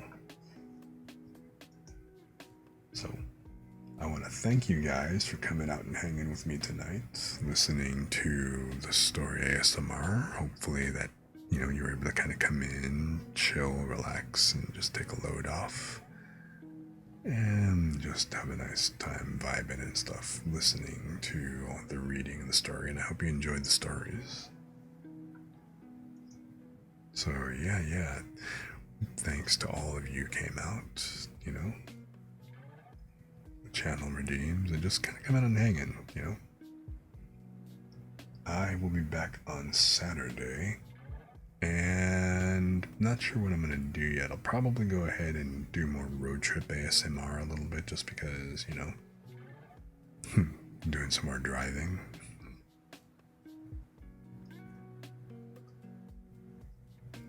But I guess we'll just kind of see where that goes.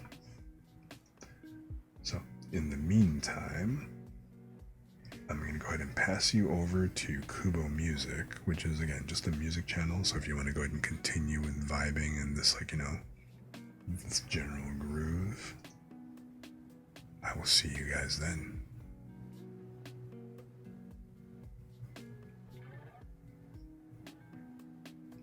So, yeah. You guys, again, thanks for coming, and I hope you guys have a great day and great night, and just stay chill.